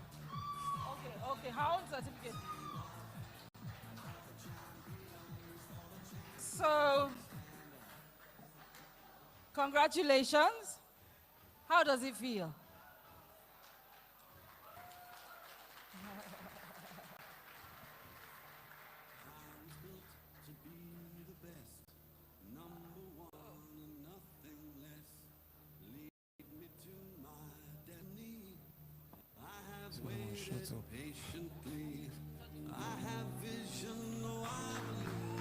Can I have the rest of the judges up here? Lechi, Abaka, can you please come up? Your winner is on stage. Thank you very much for all that you've done. You have nothing to say. Some people cry, some people dance, some people prostrate. Which one are you going to do today? But anyway, here, this is for you. We'll be waiting for you at Kuramo to collect this and your letter. And most importantly, we have this for the winner, the Kuramo feather, the quill. It's all brass, authentically Nigerian, for the winner to enjoy. It has, do you want to read what's on it? Okay, so it's the Kuramo Writers Prize 2021, the Golden Feather. So it goes to you for what we, myself, Abubakar and Lechi, found to have been a manuscript that was deserving of all that you put into it. You came out, it came out as excellently as you demanded it to be. It's so very interesting. Just a quick segue. I had to teach these folks on Friday, and I had to teach a room full of, all of them were writers. All of them had submitted the manuscript. I knew, they knew that he was the winner, but I had to keep my face straight all through. Every time my eye jammed his eye, I'll take my eye away because I was so afraid that if he looked at me too long, he would see his name in my eyes. So congratulations once again.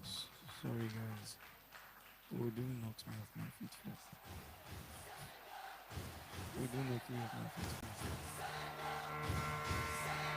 I was built to be the best, number one and nothing less. Lead me to my destiny. I have waited patiently. I have vision, oh I believe. I know I can count on me. So stand up for the champions, for the champions. Stand up, stand up, stand up for the champions.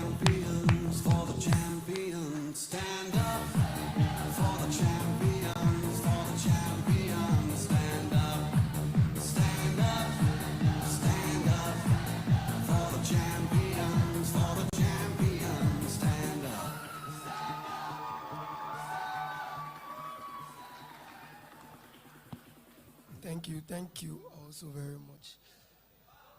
I think it's a bit ironic that words got me here, but right now I do not have the words. But I will try nonetheless. On Friday, the head judge was taking us, informed him that this was my first time ever writing fiction.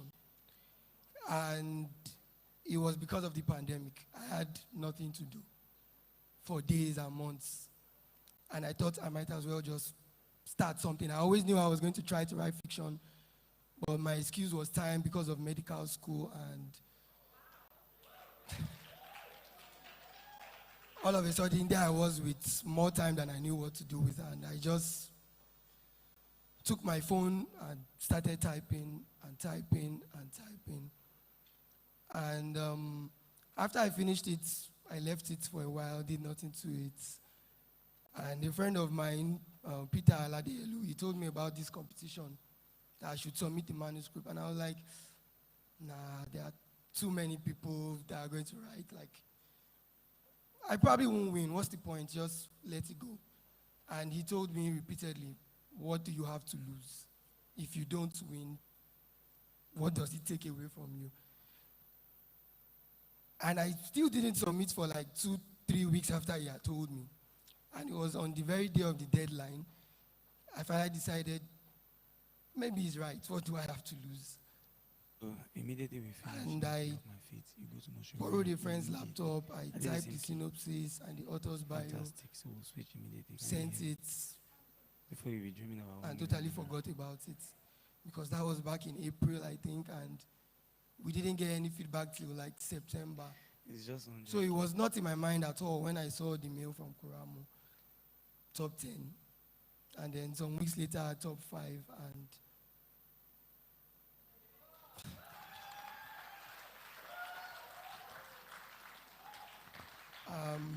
it's only right that I say, thank you very much to Kuramo for setting up this platform that gives unpublished writers who have no idea where they are going to get publishing from, because it's a very hectic thing to do, and it's the reason why when I was done, I just left the manuscript, because I have school to deal with. I can't be stressing over who will publish it for me.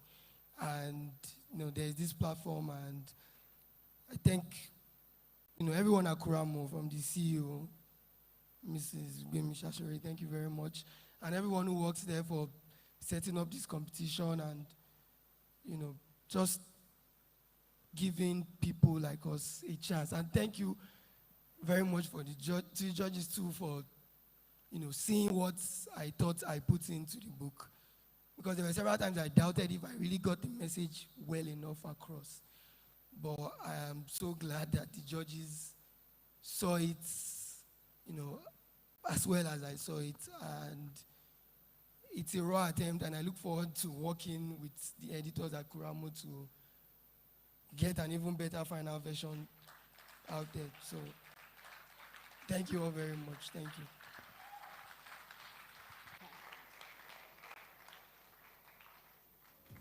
Fantastic. Congratulations. Can we please give him another round of applause? And can we give our judges another round of applause for their fantastic work? Okay. The way I run the game, I'm feeling like referee. No, like Moses parting the Red Sea, like a chauffeur, me in the back of the Bentley. So I step out, all white, can't stain. What you want? Rosé, champagne? I got that. Big bag, back pain. Taking the piss, the only time I can't aim. So we toasted a good life, living every minute to the full, cause I could die. Pull up at the spot, open doors, and it's suicide. Chillin' rent free, where the check, please? Couple hundred G's on a good night.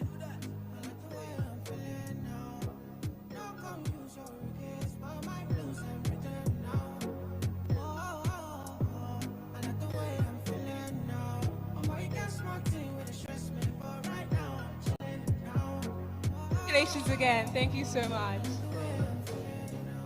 Okay. Up next, we have the closing remarks by Lolade Alaka, and then a special performance by Toby Live Music.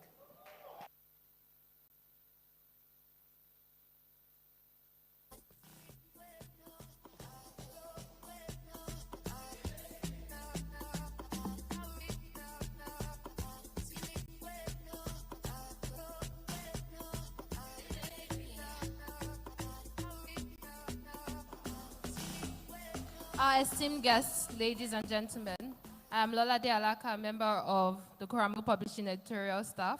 I hope you have all enjoyed the specially curated series of events our committee and organization have put together today and the last 2 days. It is my honor and privilege now to give this vote of thanks to all who have helped make this festival happen.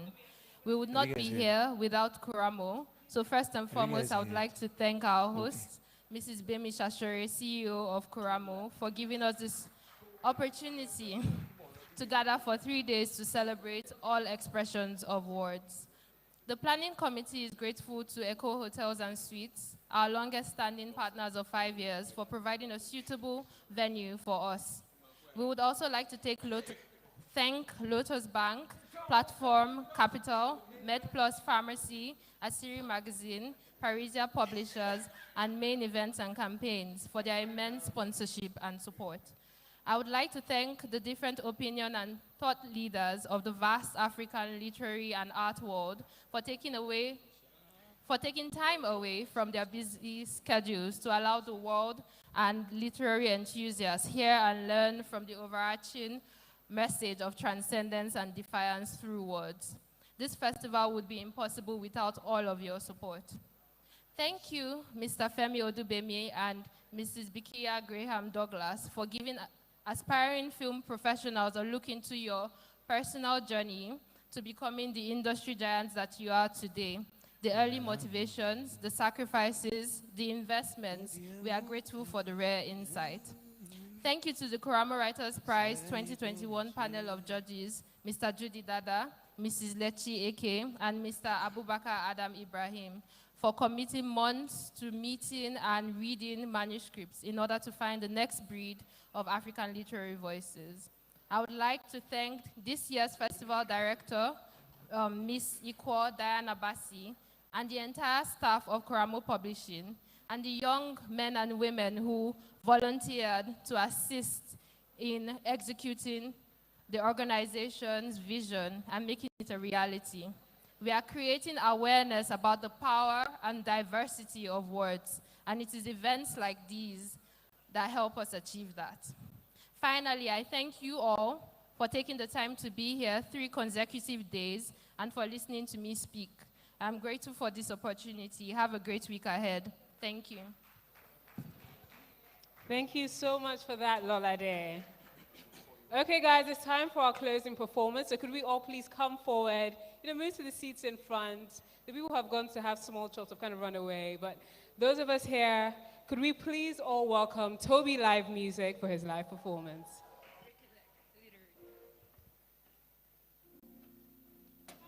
Come forward, come forward, come forward.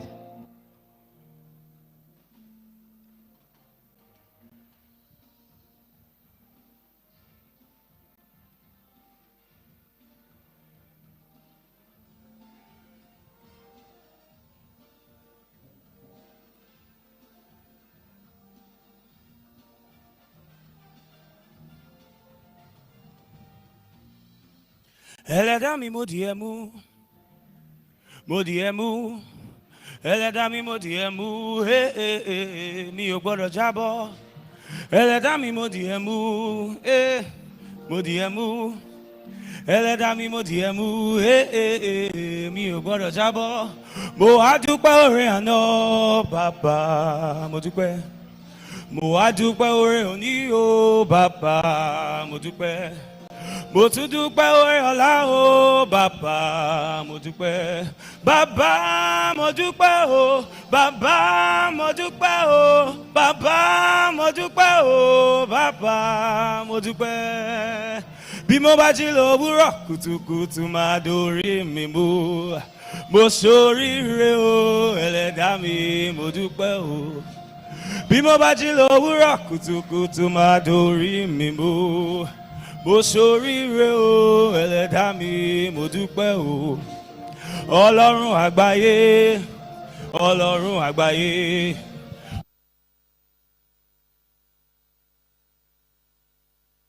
Ìwọ nìkan ní ìgbẹ́kẹ̀lé mi.